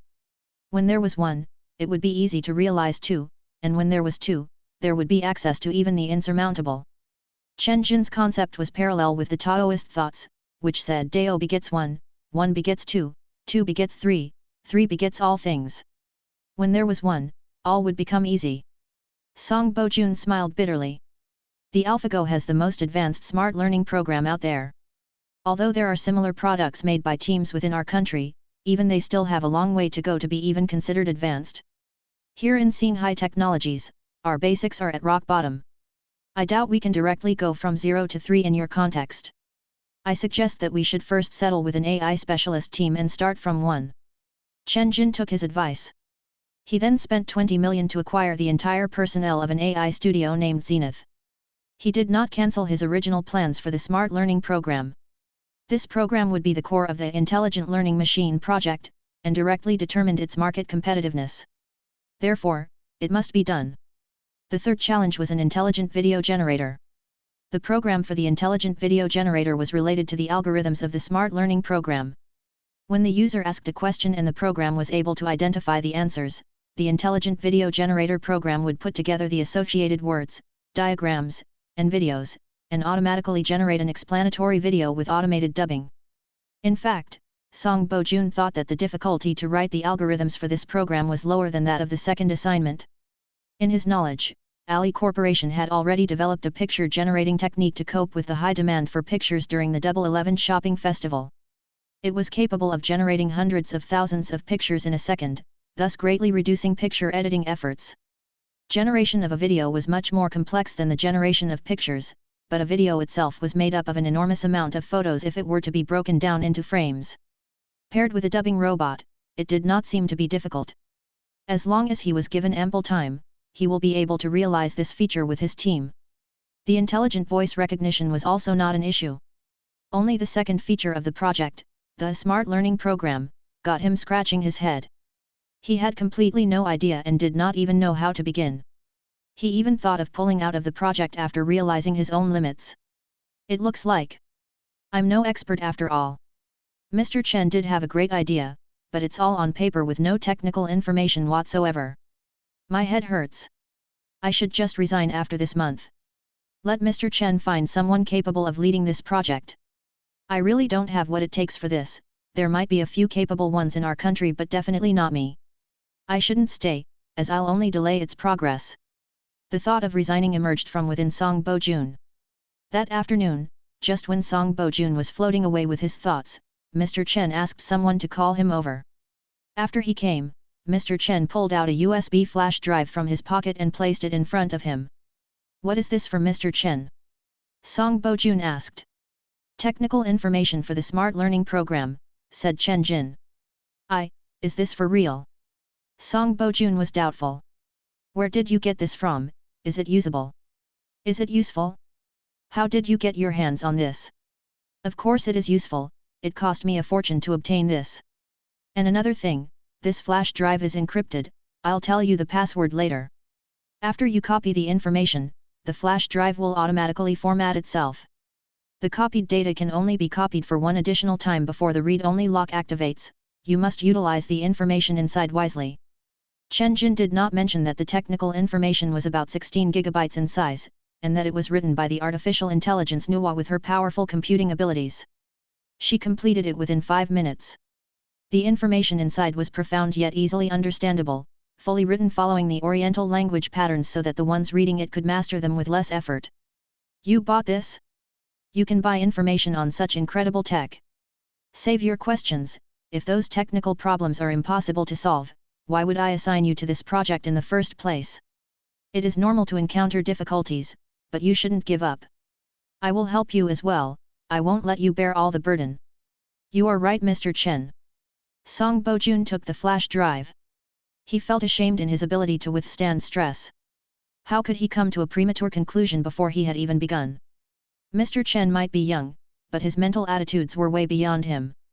He copied the information from the USB flash drive on his computer, and looked at around 10 pages of the technical documents. His eyes sparkled from seeing the unimaginable. The expression on his face was almost similar to someone fanatic and insane, but it was only out of surprise. This is totally doable, for sure. Back at home, Chen Jin intended to rest in his room. But suddenly, Chen Gang came towards him, pulling him into the corner with an obscure look. Son, I want to talk to you about something. Chapter 115, The State Owes Me a Sister. On the second-floor balcony, Chen Jin looked at his father in confusion. What is it that you need to talk to me about, Dad? Chen Gang hesitated for a moment. His expression contorted, as if he were struggling. He wanted to speak, but swallowed it back several times. But since she had pleaded with him, not matter how hard it was for him, he knew he had to speak. Son, here's the thing, I have a friend of mine asking me for help in finding a job for her daughter. Chen Jin nodded his head and said, No problem, Dad, my company is doing some mass recruiting right now, and there are many positions available for fresh graduates as well. Ask your friend's daughter to submit her resume and go for the interview session. If she performs well, she'll get the job for sure. Chen Jin received similar requests quite often as of late. Some of them were relatives and some were schoolmates who he hadn't spoken to for a very long time. This wasn't the first time Chen Gang had made such request of his son. There were already 3 of his colleagues' children joining Xinghai Technologies after passing the interview. Facing all the job requests, Chen Jin gave the same answer all the time: submit the resume, go for the interview, and according to their capabilities, they will be arranged into suitable departments. There are too many who got in with connections, will it cause my company to crumble? Chen Jin was not too worried about that particular issue. When Ling Dongjun was formulating the company's management system, he had already foreseen this problem. Thus, he came up with a policy called the Connection Arrangement Policy to ensure that staff who fell under this category possessed the ideal work etiquette, and at the same time prevent those who were only slacking around waiting for free meals from ruining the company's working environment. When necessary, some sacrifices would be made through the meat and potato elimination policy, which would then produce vacancies. This time, however, Chen Gang did not comply and leave as he usually did. Instead, he said, this time is a little bit different, that friend of mine hopes that I can get her daughter a slightly better position, best in a state-owned enterprise. But as you know, Shangfei has stricter policies, so it won't be easy. Are there any suitable job positions within your company that you could possibly arrange for my friend's daughter? About your friend's daughter, where did she graduate from, and for what profession? She graduated from Shanghai Jiaotong University, for financial management. Shanghai Jiaotong University, that's a prestigious university. Chen Jin was surprised. So, Dad, what position do you want me to arrange for her? Chen Gang pondered the options for a moment and said, for her profession, maybe an administrative assistant, CEO assistant, or any similar posts. Chen Jin looked at him. At that moment, he was suspicious. His father was someone who was very principled and normally had his own limits even when helping people, so that he won't land him in a difficult position. But this time, however, he wanted him to arrange someone to a high job post such as an administrative assistant or a CEO assistant. This was absolutely considered going through the back door. Suddenly, Chen Jin had a strange moment of clairvoyance. He asked, Dad, about your friend's daughter, how old is she? What's her name? Do you have her photo? Why are you suddenly asking about all of that? Chen Gang grew flustered and tried to avoid eye contact. He turned his head and said, just say whether are you helping or not. Dad, the friend you are helping, is she your lover? As for your friend's daughter, Chen Jin squinted his eyes, as if he had seen through everything. Shh. Quiet. Lower your voice. Chen Gang became even more flustered. He gave him a gesture to keep quiet and lowered his voice. Don't let others hear us. Chen Jin further affirmed his initial guess. He knew that his father had a lover on the outside since he was young. Over the years, his parents were estranged and quarreling frequently. His mother kept on mentioning the word divorce, mostly because of the very issue of Chen Gang being unfaithful. His mother doted Chen Jin so much and devoted her whole heart to him. The reason she forbade his father to interfere with his education was also because she was extremely heartbroken. Thus, she focused all her love onto him. Towards his father, she only had an endless amount of criticism. The reason they were still together but sleeping on separate beds was all for his sake. They did not want him to live in a single-parent environment.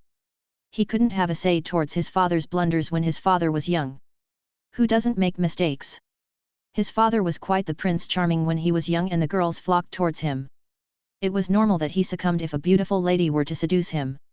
It was just that things went off and they ended up making a baby. Chen Jin could not say anything. Chen Gang felt disdain from his glare and kept quiet for a moment. It was only after quite some time that he said, "Son, you were too young and innocent to know about adult stuff in the past, so I kept this from you. Now that you are all grown up, the time is ripe for me to tell you some things. Actually, I never betrayed your mother, and I have never ever had another woman aside from her. I never even hold hands with that lady. All misunderstandings were caused by that woman being too much of a peacock." Chen Gang then told him everything from the beginning to the end. The fact was, that when Dad was still young, there was this pretty lady in the same department that he was in. She was deeply attracted to him because of his handsome appearance, outstanding talents, and his warm character, and so she started to woo him wildly. She completely ignored the fact that he already had a family and continued like a moth darting to a flame. Rejected again and again, her love towards him still persisted. As they were working in the same department and were actually partners at work, they were together almost every day. As days passed, rumors began to spread. The gossip ultimately reached Mom. Mom was, of course, infuriated. Livid with anger, she went to his office and created a scene. As things kept on snowballing and people were getting mentally exhausted, the lady was fired. But unfortunately, it did not end there. After 2 years, that lady came back to Mom with a big belly, and told her that she was carrying Dad's child. Mom almost fainted out of anger. After that, they both went into a cold war which persisted to this day. Dad, tell me the truth, is the child she had really yours? Chen Jin asked solemnly. No, you must believe me. After Zhen Xiaoqin got fired from the department, she did come back to me a couple of times, but I didn't care for her at all. Then one day she suddenly came and told me she was pregnant. The father of the baby is the son of some rich man, who ditched her and vanished. She didn't know what to do at that moment. Why didn't she just go for an abortion? I said the same exact thing, but she was already pregnant for over 3 months. An abortion is not good for health, and besides, the child she was conceiving is innocent, so she wanted to have her. She begged me to sign the child's birth certificate. Then why did she appear before Mom while she was pregnant and say that the child is yours? And cause such a big misunderstanding? I am infuriated as well. I asked her why she did that, but women will be women. She wanted to have her revenge towards your mom with this. Your mom actually thought it was real and totally refused to listen to my explanation, said Chen Gang while scratching his head. In shock, Chen Jin looked at his father and said, Dad, you actually became the legendary honest man. Do you know that that woman fooled you completely? She's a scheming, why did you even bother to help her? You believe me, son? Chen Gang lifted his head and looked at him with surprise. No matter how many times he told He Li the same thing, she never believed him. This was the first time he told his son about this and he actually believed it instantly. What's so hard about this drama? Just go to the hospital, do a paternity test, and all will be clear. Am I correct? Chen Jin rolled his eyes. Yes, I said the exact same thing as well, but Zhen Xiaoqin won't let me do it, and your mom said that it won't be necessary because she was certain that the child was mine. Isn't that too irrational? Mom won't even give you a chance to clear yourself. The picture of that kid, your mom saw it and she said she resembles me, and therefore she insisted that she's mine. Many question marks appeared in Chen Jin's head, and things once again became perplexing. He looked at his dad with suspicion, thinking about whether or not he lied to him. Chen Gang could only give him a bitter smile. The helplessness of an honest man was written all over his face. "All right, Dad, I'm certain that something was wrong in this, but I still believe what you said. What is there to hide, man to man? About that girl?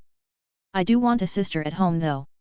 She can cook for me, wash my clothes, accompany me and whatnot." Chen Jin had read countless volumes of mangas. The impression of a little sister was etched deep within his heart, like the wild and arrogant Kosaka Kirino, the cute and clingy Umaru, the prodigious cook Hashima Chihiro. The image of a sister portrayed by these characters made him jealous. "The country owes me a sister." Chen Gang nodded his head repeatedly.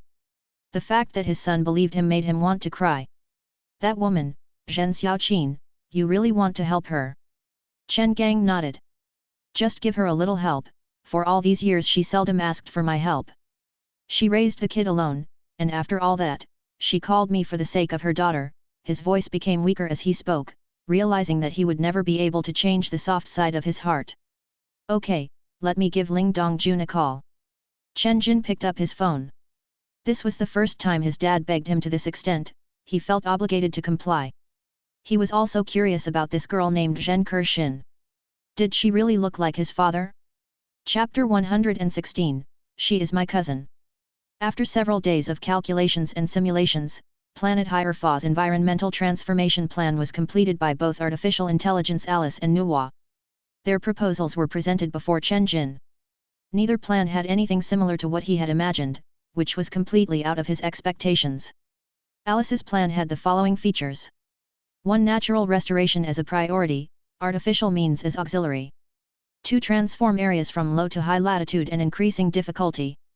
3. Deploy 10 million robots and supply 100 million kilowatts of power. 4. Approximated restoration period of 100 years. Nuwa's plan could be described as radical and bold. 1. Artificial means as a priority, natural restoration as auxiliary. 2. First, completely alter the Mi continent, then the Europa continent. It is possible to grow plants within the nuclear radiation zone, then the Asianic continent, and at last the Black Mamba Island. 3. Deploy 500 million robots and supply 10 billion kilowatts in power. 4. Approximated restoration period is 33 years. Artificial intelligence Nuwa had a few insights that left him jaw-dropped. For instance, to hasten up the environmental transformation progress, Nuwa boldly proposed to dig 5,000 artificial lakes of about 100 square kilometers, send fleets to collect ice from Antarctica, melt them, funnel the water to every lake, then set up drip irrigation systems at the area surrounding each lake, thus allowing plants to grow within 1,000 square kilometers of their surroundings, transforming them into an oasis. Assuming that a lake can transform 10,000 square kilometers of land, around 10,000 artificial lakes would be required for the complete environmental transformation on land throughout the entire planet. Excluding plateaus, cold zones, and areas with a harsh environment which do not require transformation, 5,000 lakes would suffice. In the surrounding area of each lake, 100,000 robots could be deployed, along with other types of machinery. Therefore, with a total of 500 million robots working day and night for about 33 years, the planet's transformation would be mostly completed. I have to say, Nuwa, your plan really is astonishing and bold, but, Chen Jin was hesitant. Are usable water resources really that plentiful on Antarctica? Yes indeed, Master, Nuwa said firmly. The water distribution on planet Hierophau is 97.2% seawater and 2.8% fresh water.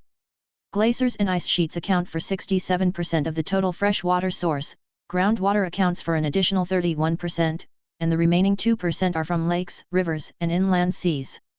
The water in the atmosphere is only 0.0003% and therefore negligible. The fresh water stored in glaciers and ice sheets is over 20 million cubic kilometers, sufficient for even 100,000 artificial lakes of 100 square kilometers. A mere 5,000 artificial lakes will be a breeze. But even so, the transportation fees will definitely be very high. How many ships will we have to prepare and how many times would they have to travel back and forth? Master, acquiring water from Antarctica costs a lot less than desalination. Besides, for an environmental transformation of such an enormous scale, only fresh water supplies from the two opposite poles of the planet will be adequate for infinite and rapid supply. Other methods would only cause more hassle. Even in Alice's plan, she proposed to send out fleets to obtain ice from Antarctica as well. Chen Jin nodded. After contemplating for a while, he said, "Let's proceed with Nuwa's plan. That plan is decent, I like it." At that moment, Alice said, "Master, although my plan requires a longer duration, natural restoration has its own benefits. The base of operations can save on energy and resources for other purposes. We can't just solely focus on environmental transformation." Nuwa rolled her eyes and refuted, "My plan will not affect the normal operations of the base. I can make sure that the base of operations has sufficient energy and resources for research purposes in other fields. The base's development will not be deterred." Chen Jin thought about it and said, "What about this, Nuwa? I'll put you in charge of the environmental transformation scheme and you will be supplied with the majority of the resources. Alice, you will be in charge of the general affairs in the base of operations. You will be given sufficient resources. Now that each of you has your own task, how's that?" "Yes, Master." "Yes, Master." The two artificial intelligence nodded their heads together. Chen Jin quietly nodded. Looking at both of their virtual projections, he knew that Alice's allegiance was unquestionable. After all, she had been with him for a very long time, and he trusted her a lot. As for Nuwa, her capabilities far exceeded Alice more than 100-fold, and she was able to perform feats far beyond Alice's ability. As for her allegiance, he did not feel that her actions reflected his absolute ownership over her, as there were always some elements of her own proposition. Her environmental transformation plan gave him a vibe of impatience. Therefore, Chen Jin decided that he would still use Nuwa, but focus more on Alice in terms of upgrades and development. It is said that after the Yamato state, which was located east from the Great Hua Empire, declared independence from the empire's colonial system, they wholeheartedly inclined to the west. Later they were attacked and shifted to the neutral grounds. However, they had fully incorporated the Western technology system. Yamato's gaming industry was very developed. From the 100 supercomputers with computing powers of more than a billion, 11 of them are located in Yamato, which were used to run virtual online games. In 2 days, send a few exploration teams to the Yamato state. Retrieve one of those supercomputers so that Alice can be upgraded. Why not let Alice directly absorb Nuwa for the upgrade? Because their technical development routes were different, and their software was incompatible. Absorption was not possible. Besides, Chen Jin was rather content with having two artificial intelligence on hand. They could compete against each other and could be used as a pair, only one didn't quite feel right. In the worn-out South District of Shanghai City, inside an old house not even 60 square meters in size, a girl was trying on clothes. "Mum, can I wear these to the interview?" The girl wore the working dress that she had bought recently. She spun around 2 times in front of the mirror and threw out the question with a loud voice. From the parlor, a beautiful middle-aged woman walked towards her daughter and inspected her head to toe. She saw that her daughter's ponytail head was half dyed blue, and she frowned. "Xin, go to my shop and dye your hair back, you won't leave a good first impression if your interviewer sees you like this." "Mom. I dyed my hair ages ago and the color has almost faded, it's fine Mom, they won't be bothered." When Zhen Kershin was still in her first year in university, she joined an act club and regularly participated in cosplay events. Not only blue, she had dyed her hair red, maroon, brown, yellow, and many other colors. But as she had now graduated, she knew she'd become more mature. She still loved cosplay, but she could not take part in them as before, despite being crowned as the cute goddess within the cosplay community. Now, she needed to find an ideal job, work hard, make lots of money, and buy a luxurious big house to fulfill her filial piety against her mother who raised her. "Fine, darling, perform well, try to sweet-talk them, and remember your manners, you must leave a good first impression," said the beautiful middle-aged woman. "Okay, Mum." Zhen Kershin left the house with vibrant steps. Inside the interview room at Xinghai Technologies, Zhen Kershin tackled every question maturely. Her eloquence and impishness made everybody liked her, including Human Resource Manager Gao Tingyan. The interviewers nodded in agreement. Gao Tingyan asked her directly about her salary expectations and when she could start working. Around 8,000 for an internship, and I can start tomorrow." Zhen Kershin knew in her mind, she was fond of this new company which had sprung up only recently. The company's enterprise belonged to the type that had high-speed growth and therefore possessed great potential. By joining Xinghai, she could learn a lot of things, and would be provided plenty of opportunities. Miss Zhen, you might have not researched our company's salary standards. For the position you applied for, even a fraction is more than what you demanded. Besides, we provide subsidiaries for transportation, meals, and accommodation. We also have the highest standards for endowment insurance, medical insurance, unemployment insurance, work-related injury insurance, childbirth insurance, and housing accumulation funds. Why don't you go back for now, and we will send you an offer letter and you can start working tomorrow. Gao Tingyan shook her head and smiled. I passed. Zhen Kershin said with surprise, standing up. You are the talent that Xinghai desperately wants, of course you passed. Thank you, thank you. I'll report in tomorrow. Zhen Kershin thanked her interviewers repeatedly. She left the room and lifted up her fist with excitement. Yes. After she left the interview room, everybody looked at the company's boss, Chen Jin, who sat at the corner wearing a hat. At the moment, Chen Jin was in a state of complete shock. He shook his head and mumbled. Alike, very alike. Dad must have faked his honest looks. His acting skills were almost of Mom's caliber. That girl's delicate face, distinguished nose, round chin, and eyes that tap into someone's soul looked just like Dad. Overall, she did resemble him.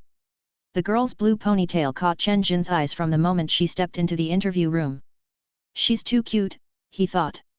She is the type I like. He lifted his head faintly. He felt the suspicion from all the people glaring at him. Chen Jin took off his hat, stood up, and told Gao Tingyan and her crew, stop looking, she's my cousin, send her an offer, let her be the assistant for Liang Ying starting tomorrow. Everybody's head was cleared. Gao Tingyan asked, what about her wages, how much should we give her? Follow the standards. Roger that. Gao Tingyan nodded her head. The company standard was, assistants for the department manager, deputy general manager, and general manager all be paid 12K to 18K during an internship. In addition to the various subsidiaries, Xinghai was definitely considered a high-paying company. However, considering she was Mr. Chen's cousin, Gao Yanting decided to give her the maximum according to the standards. She did not want to pass on such a great opportunity. Chapter 117, Into Chips. On the subway returning home, Zhen Kershin received an email on her phone. It was the offer letter from Xinghai Technologies. She opened the email, and after she saw the number in the salary column, surprise was written all over her face. That's a lot. Once she arrived home, she hastened up the stairs, rushed through the door, and rushed into the kitchen with excitement. Mom, I found a job. Deputy General Manager's assistant at Xinghai Technologies. My monthly pay is already 18,000 just for the internship period. Close your barber shop, Mom, let me support you. She held her mother as she kept laughing and jumping. Sure, sure. Zhen Xiaoqin patted her daughter's shoulder, tears of joy flashing in her eyes. That ruthless man, finally doing something good for her. Good news came on July 20th. After 4 months of effort, the mechanical joints at Bai Long Company were finally being mass-produced. Through the phone, Wang Chuanlong said with a hoarse voice, "We've done it, Mr. Chen. I went all out this month, so has everyone at the factory. Here we have it, high-end mechanical joints that passed quality check, and it's on mass production. 20 kilos, I lost 20 kilos in total. I had lost the weight I thought I'd never be able to lose, now that's 2 things for me to be happy about." Ah ha ha ha, ah ha ha ha ha. Wang Chuanlong laughed, and he could be heard crying within his hysterical laughter. Not easy. Not easy indeed. It was just as the journey from seeing hope to accomplishing it. Everybody knew the meaning of this breakthrough. Another uncharted territory in the high-end manufacturing field was unveiled. From that day on, all the mechanical joints of the WA robot could be fully supplied by Bai Long. Besides, there were many uses for the mechanical joint. For example, the active joints of industrial robots, the arms of high-precision machines, civilian robots, and many others. The component might be small, but its market was worth a whopping 100 billion. In the past, this high-end market was 100% monopolized by foreign suppliers.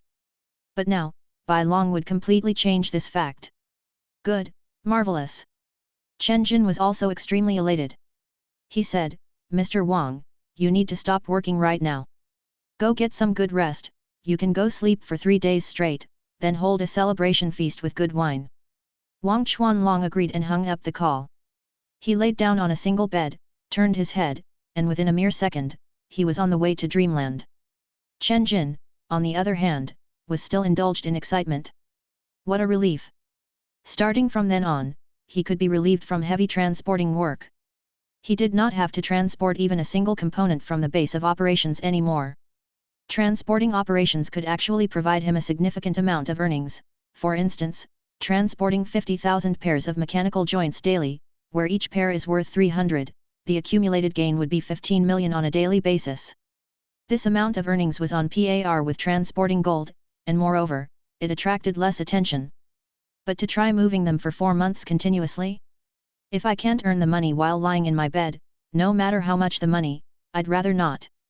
It is much better doing technical work, even a simple piece of technical information inside a tiny USB flash drive which is about 20-something grams, its value could be worth tens or even hundreds of billions. Is there anything else in this world that has more worth than knowledge? Knowledge is wealth. From this supply chain crisis, he learned an important lesson: never get limited by or depend on others in obtaining the supply of core components. It was imperative to be able to self-supply, only then scenarios could you avoid scenarios where you get choked by others. Especially on the intelligent learning machine project which he valued the most, mistakes that happened to the WA robot production could not happen again. Chen Jin was reluctant to do low-end jobs such as being a porter ever again. Therefore, for the intelligent learning machine project, he planned to prepare an umbrella before the rain and abolish any problem that resided within before it really happened. The core hardware components that were required to make the intelligent learning machine was as follows: screen, CPU, AI chip, flash and memory chip, camera module. From these core components, the screen would not have any problems with supply. Local companies such as Oriental Crystal, Huastar Optoelectronics, Yuteng Optoelectronics, and other suppliers would be able to deliver quality LED and AMOLED screens. The chance of problems occurring in the CPU supply was relatively low. Local companies such as Tengsuan Corporation, Mossy Electric Corporation from Treasure Island, Lianfa Technologies, and Qualcomm from M Nation, as well as Samsung from Coldria, were all designers and manufacturers of CPU. The competition was so intense that they would be scrambling to sell Xinghai their products. Those who said no to money were idiots. As for the AI chip, there were also a lot of local manufacturers. The better suppliers would be Cold 5 Instruments, Chaoyi Technologies, Zhongtian Microtechnologies, and others, but those who were in the AI chip designing field was very limited. For the flash and memory chip, with the government's support policies, Rivery Corporation, Purple Ray Technologies, and other companies had achieved notable results within the field and were currently in the phase of increasing production. Therefore, there was no need to worry even if the foreign supply chain was broken. For the camera module, Sunny Optical from the Z Nation and Afai Light Technologies were the first and second top giants in camera module supply across the globe, dominating a large portion of the middle and low-end market. Certainly, in the field of high-end camera module manufacturing, manufacturers from the Z Nation were no match to the foreign Big Three, Sony, LG, and Sharp. But for cameras above 10 million pixels, there were many local factories that could supply the demand. Moreover, there was a trend that the Z Nation was expanding the scale of its camera module industry. That is why I said, my suppliers are not forces to be reckoned with. For the supply of core components, the threat that foreign manufacturers posed on the Z Nation was gradually lessening. But for Chen Jin's intelligent learning machine, the supply of a core component was still in high risk of supply issues. The AI chips. The reason being that local companies focused more on design than production. The chips were of good quality, but production heavily relied on the foundries located on Treasure Island. This could not be the case.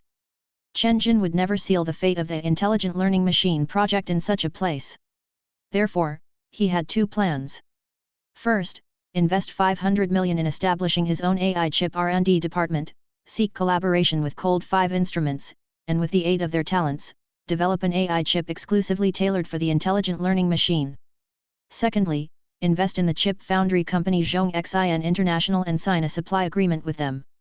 Subsequently, all the AI chip supply for the intelligent learning machine project would be handled by Zhongxin International. Coincidentally, the headquarters of Zhongxin International was located in Shanghai and within the high-tech zone near Xinghai Technologies headquarters. The two companies were only 300 to 400 meters apart. Aside from that, within the high-tech zone, Zhongxin International owned 2 modern chip factories, capable of mass-producing their latest and most advanced 14 nanochips. It could be said that with such a location advantage, Zhongxin International without a doubt became the most preferred company for partnership. On July 21, after cooperative intentions were confirmed in advance, Chen Jin personally led the company's negotiating delegation, which consisted of the company's high personnel such as Ling Dongjun, Liang Ying, and others, and traveled by foot to Zhongxin International's headquarters to have a face-to-face conference with the higher-ups of their company. The current chairman of Zhongxin International, Zhang Weijin, looked at this meeting very seriously. Not only that he personally came to greet them, but Executive CEO Ku Feng, General Manager Liang Mengnan, R&D Director Yang Ming, and other important personnel from Zhongxin International all attended the meeting. Mr. Chen, long have I heard your name, I never thought you were so young.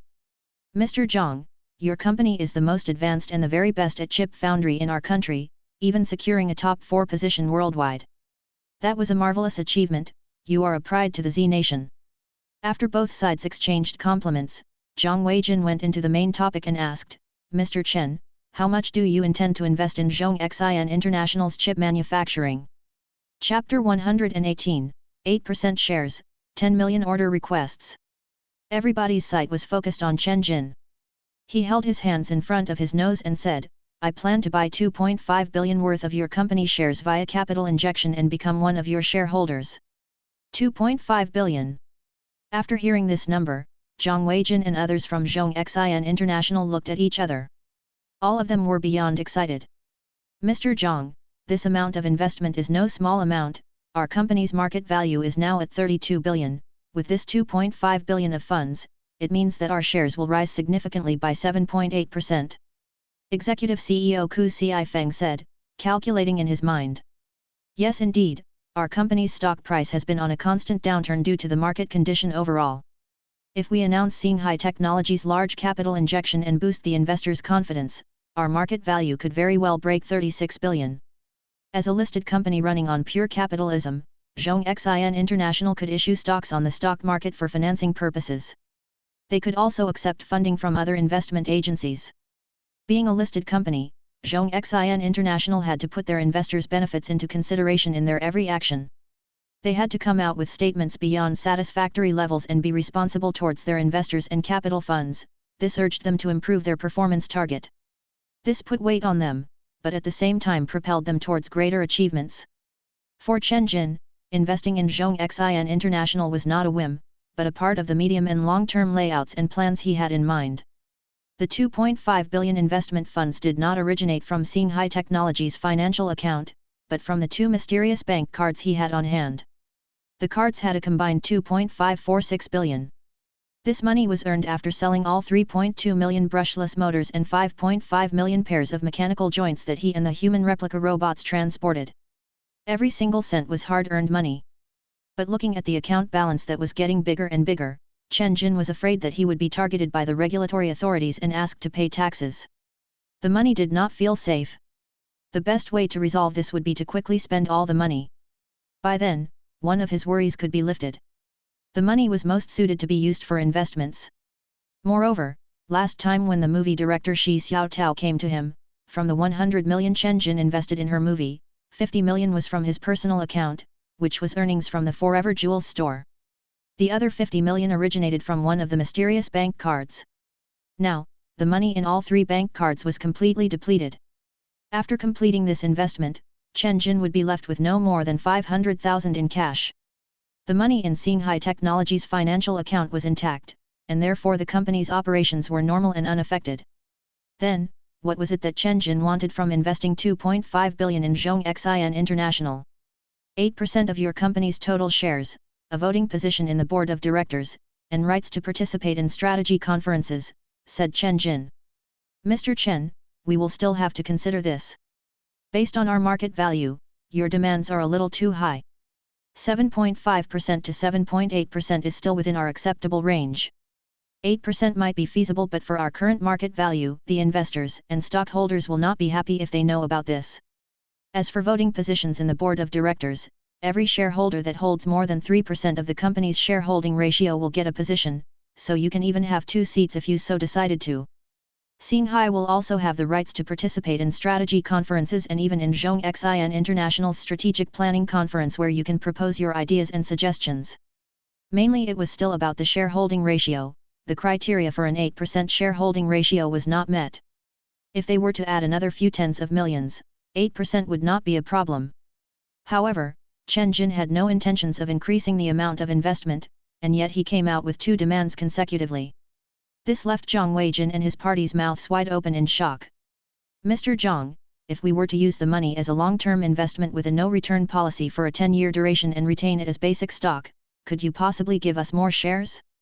I heard that your company had already mastered the process technology of the 14-nano chip and is capable of producing the mobile device chip and the AI chip. It so happens that at Xinghai Technologies, our WA robots will need tens of millions of CPU chips in the future. Another of our product under development would also need similar amounts of CPU and AI chips. If your company can sufficiently supply our demands on these chips, Xinghai has the intentions to issue our first batch of 10 million orders. I would like to know whether your company will be capable of doing this. If you are, all future orders from Xinghai Technologies on chips will be yours. We intend to cooperate with Zhongxin in the long term. Basic stocks with a 10-year no-return duration. 10 million chip orders. Guaranteed long-term strategic partnership. In exchange for Zhongxin International's 8% shares. What was still there to hesitate and consider? Zhang Weijin had a deep breath, stood up, and announced, Mr. Chen. Zhongxin International's production for the 14-nano chip has a conformity rate of above 95%, we are capable of supplying your company's chip orders. And so is all orders subsequently. I'll agree on the 8% share you demanded on behalf of all the stockholders. Mr. Chen, I wish us good cooperation and may we achieve excellence together. He extended his broad right-hand palm towards Chen Jin. May we have a pleasant cooperation. Chen Jin stood up and shook hands with him, smiling. Strategic partnership, achieved. After the meeting, the higher-ups of Zhongxin International were very excited as they had a heated discussion amongst each other. Marvelous. Huge investments, tens of millions of chip orders, long-term strategic partnership, all of these will benefit us on a great scale. It can be foreseen that Xinghai Technologies will be our major client. If we get all the chip orders from Xinghai Technologies, our company earnings will have at least a 30% surge. With so much great news, our company share value will rise by at least 10%, right? 10%? Absolutely more than that, 3 raising limits at least. We have finally met our moment that will only occur once in a decade, we must secure our big client Xinghai Technologies. On the way back to the office, some executive personnel expressed their doubts and puzzling thoughts. Mr. Chen, Zhongxin International is only 4th place in the chip foundry enterprise worldwide. They are far behind Mossy Electrics, Samsung, and Intel, which are at the top 3 positions and do not possess even 6% of market shares. Their process technology has a 1 to 2 generation gap from the other 7 nano and 10 nano chips. Why don't we seek partnership with those who have better technical capabilities? Mr. Chen, you gave this much money and order requests for outdated chips, can we really make good products out of this? I bet customers won't buy it either. This created discontent among them. They thought their boss was too young, and too. Shut up, both of you. Chen Jin glared at them both. Get lost if this can't get through you. He turned his head as his sight swept across everyone and he said, I do not want to repeat, and I have made myself very clear. First, the learning machine is not like a mobile phone, it is rather bulky, the 14 nano chip's performance will definitely suffice. Second, I do not want to get choked by anyone, nobody chokes Xinghai Technologies. Finally, the 8% share Xinghai holds in Zhongxin International might increase in the future. I do not wish to hear anyone saying who should be a better partner or who we should give our orders to. If someone says these foolish words again, piss off. Yes sir. Yes sir. Both of their heads shrunk in and they never spoke a single word again. The other executives nodded their heads. Their young boss might be immature, but this partnership was definitely him being farsighted. Besides, it was really patriotic. Chapter 119, An Astonishing Ambition. On July 24, at Baoshan Industrial Park, equipment that was made up of 108 large cabinets were transported to Xinghai Technologies' third R&D factory via several trucks. After the anti-shock door of the truck was opened, the cabinet enclosure and other parts were carefully taken out by the workers. Treated with delicacy, they were transported into the factory. The custom-made supercomputer ordered by Shanghai Technologies had arrived. Its manufacturer was Dawn Enterprise. The model name of the supercomputer was Dawn TC9000. Its internals consisted of 28,800 high-performance processors with peak operations at 7,994 T-flops per second, equivalent to 0.7997 billion times per second. This operating speed was only 0.8% of that of the top supercomputer in the country, the Heavenly River 3. Its performance was 4.26% of the M-Nation's Supercomputer Summit, which once topped at world rankings. It could not even reach an operating speed of 1 billion times per second. In Chen Jin's eyes, this TC9000 that he bought was utter trash. Despite that fact, the computing power of the TC9000 was ranked at number 6 within the borders of the Z Nation and surpassed the supercomputer Heavenly River 1, which was also once ranked number 1 in the world. In the top 500 ranking list of supercomputers, TC9000 could be positioned at rank 38. It was definitely worthy of being called a supercomputer. As for its price, 550 million, not negotiable. One for Shanghai Technologies. Chen Jin waved his hands and ordered a unit straight away. Could supercomputers actually be bought? Of course. In fact, companies such as Baidu, Ali, and Huayao had acquired many supercomputers. They used them for building massive database centers, cloud platforms, and many other things. From over 200 supercomputers in the top 500 ranking list that resided within the Z Nation, a good portion of them were owned by private companies. But for companies that spent such a fortune to buy a custom-made supercomputer ranked at number 6 throughout the whole nation, aside from Shanghai Technologies, there were technically no others. The mass majority of technology-based companies would not spend so much money to directly buy a supercomputer. Most of them would go to designated supercomputer centers and rent them at an hourly system. It was not that worthwhile to directly buy one. For Chen Jin, spending 550 million on a supercomputer was not because he was too rich, but it was actually worth the deal. The smart learning program that would be developed by Shanghai Technologies would be capable of utilizing all of the supercomputer's computing powers. It might not even suffice. Even for the top supercomputer in the nation, the Heavenly River 3, Chen Jin thought that its computing power was underwhelming. Unless they could move supercomputer Scarlet, that Alice once used, from the base of operations to Earth. With Scarlet's computing powers of 1 billion times per second, it would basically suffice. Moving Scarlet to Earth? Yes, if we take out the motherboard, CPU, internal RAM, hard disks, and other components, and separately move them here with a few thousand trips or so, indeed we would be able to transport it and use it here on Earth. But, it would only be a matter of time before our secrets got revealed. Then we would get arrested by some mysterious departments, followed by trials, investigations, some gruesome interrogations, or some other stuff. Anyways, there is no way we keep that all a secret. Things that are 5 to 6 steps ahead of things on Earth, bringing them here will be like asking for death. So, we should not save even a single cent of the money that we need to spend. After acquiring the TC9000 supercomputer, the hardware required for the intelligent learning machine project's developments would all be in place, and they would be able to kickstart the R&D work. Its performance was enough for their apparent usage, the reason being that version 1.0 of the intelligent learning machine would be targeted for primary schoolers. In a technical discussion, Chen Jin said, "The intelligent learning machine that I conceptualize is not all-knowing from the very beginning, but its learning will be separated into a few phases. In the first phase, which is the primary school phase, it will provide primary schoolers teaching and question-answering services in literature, mathematics, English, and other subjects. The knowledge in this phase is more towards basic, simple, and entry-level knowledge. With the supercomputer that our company possesses, all the knowledge can possibly be learned in a matter of hours after initializing the smart learning program. The second phase will be the junior high school phase.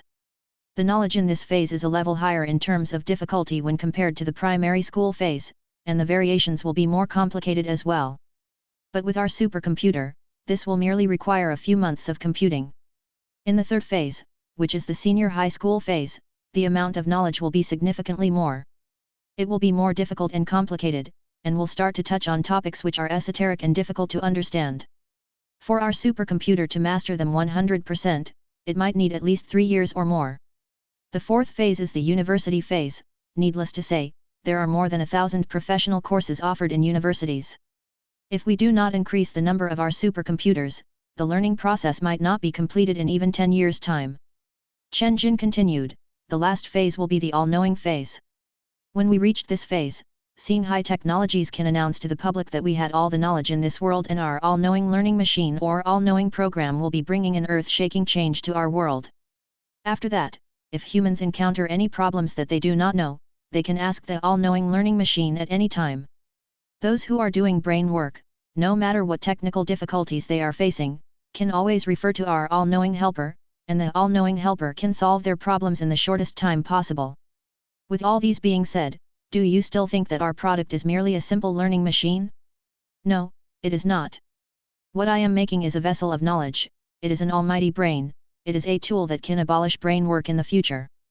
The learning machine is just a sub-product. Compared to the ultimate end product for this project, the learning machine is not even worth mentioning.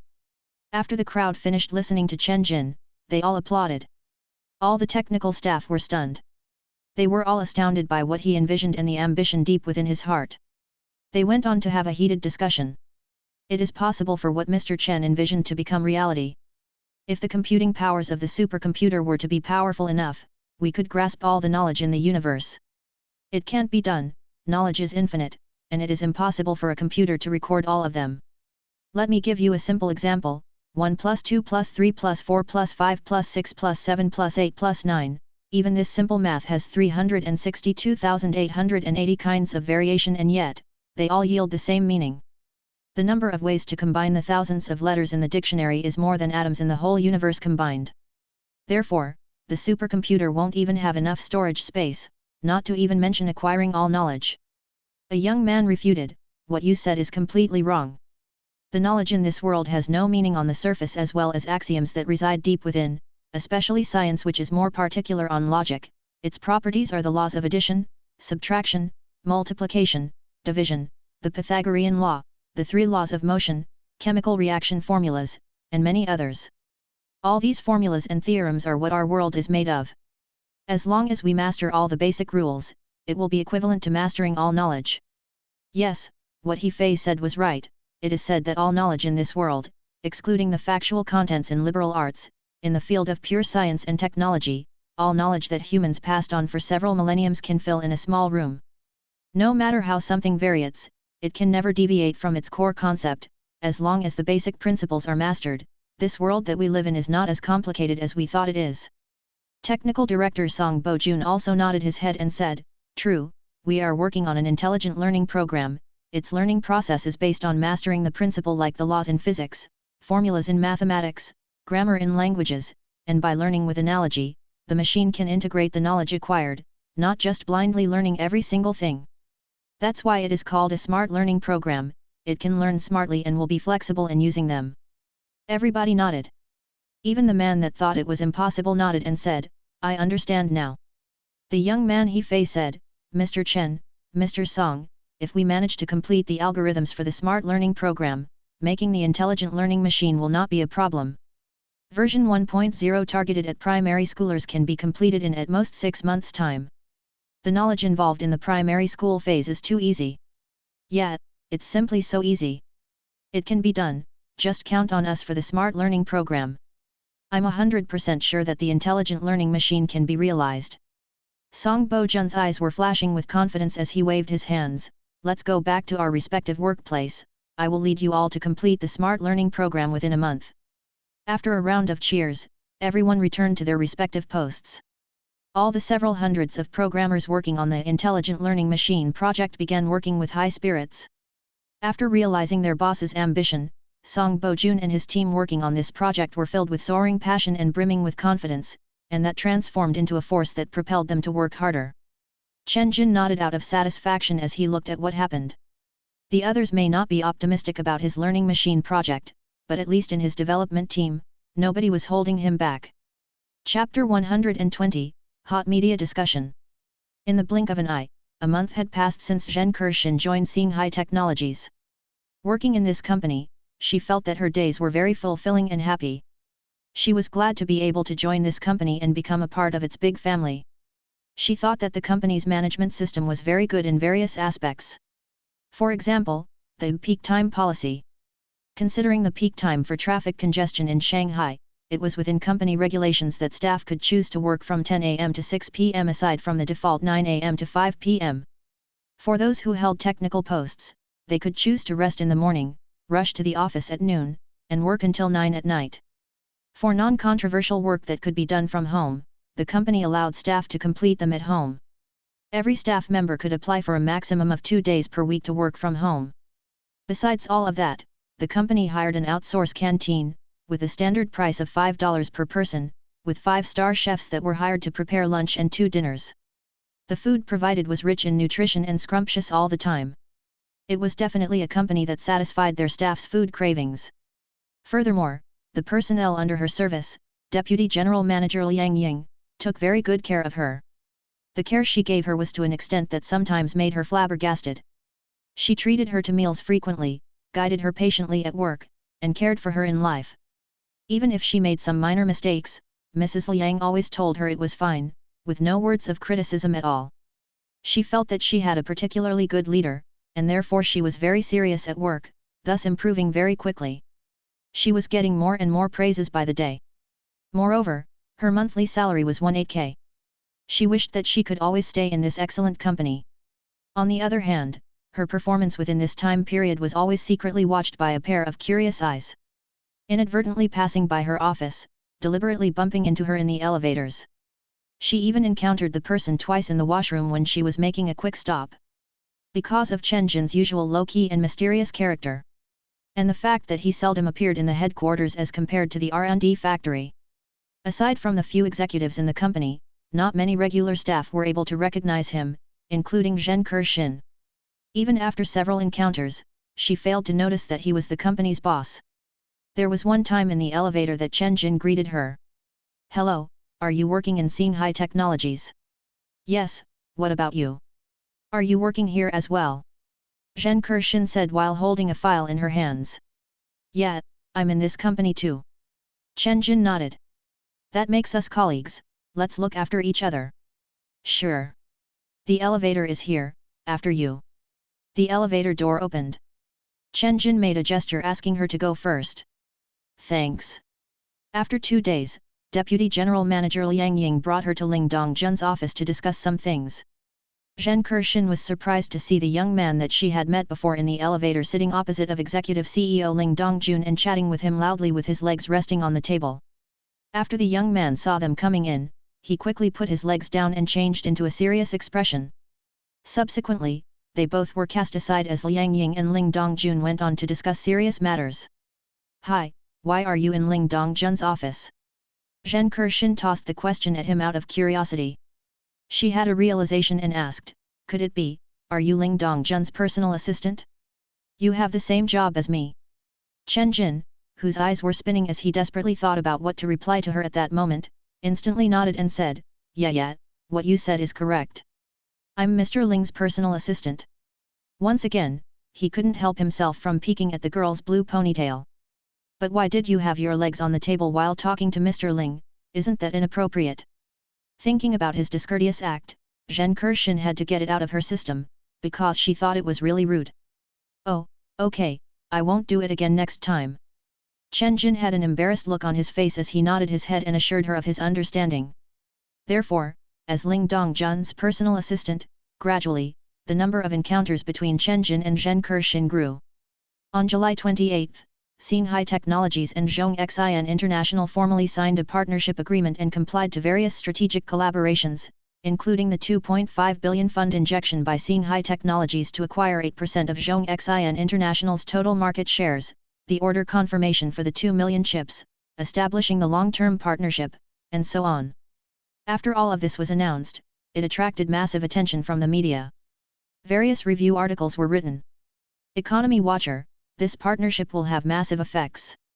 The WA robot released by Shanghai Technologies had 6 million units sold in less than 6 months.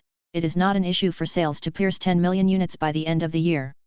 With a price of $750 per unit, in terms of revenue, this young company which has been established for no more than 6 months is expected to have a grossing annual revenue of 50 billion, and is most certain to earn a spot in the top 500 enterprises in the country. This is a company with a miraculous growth rate.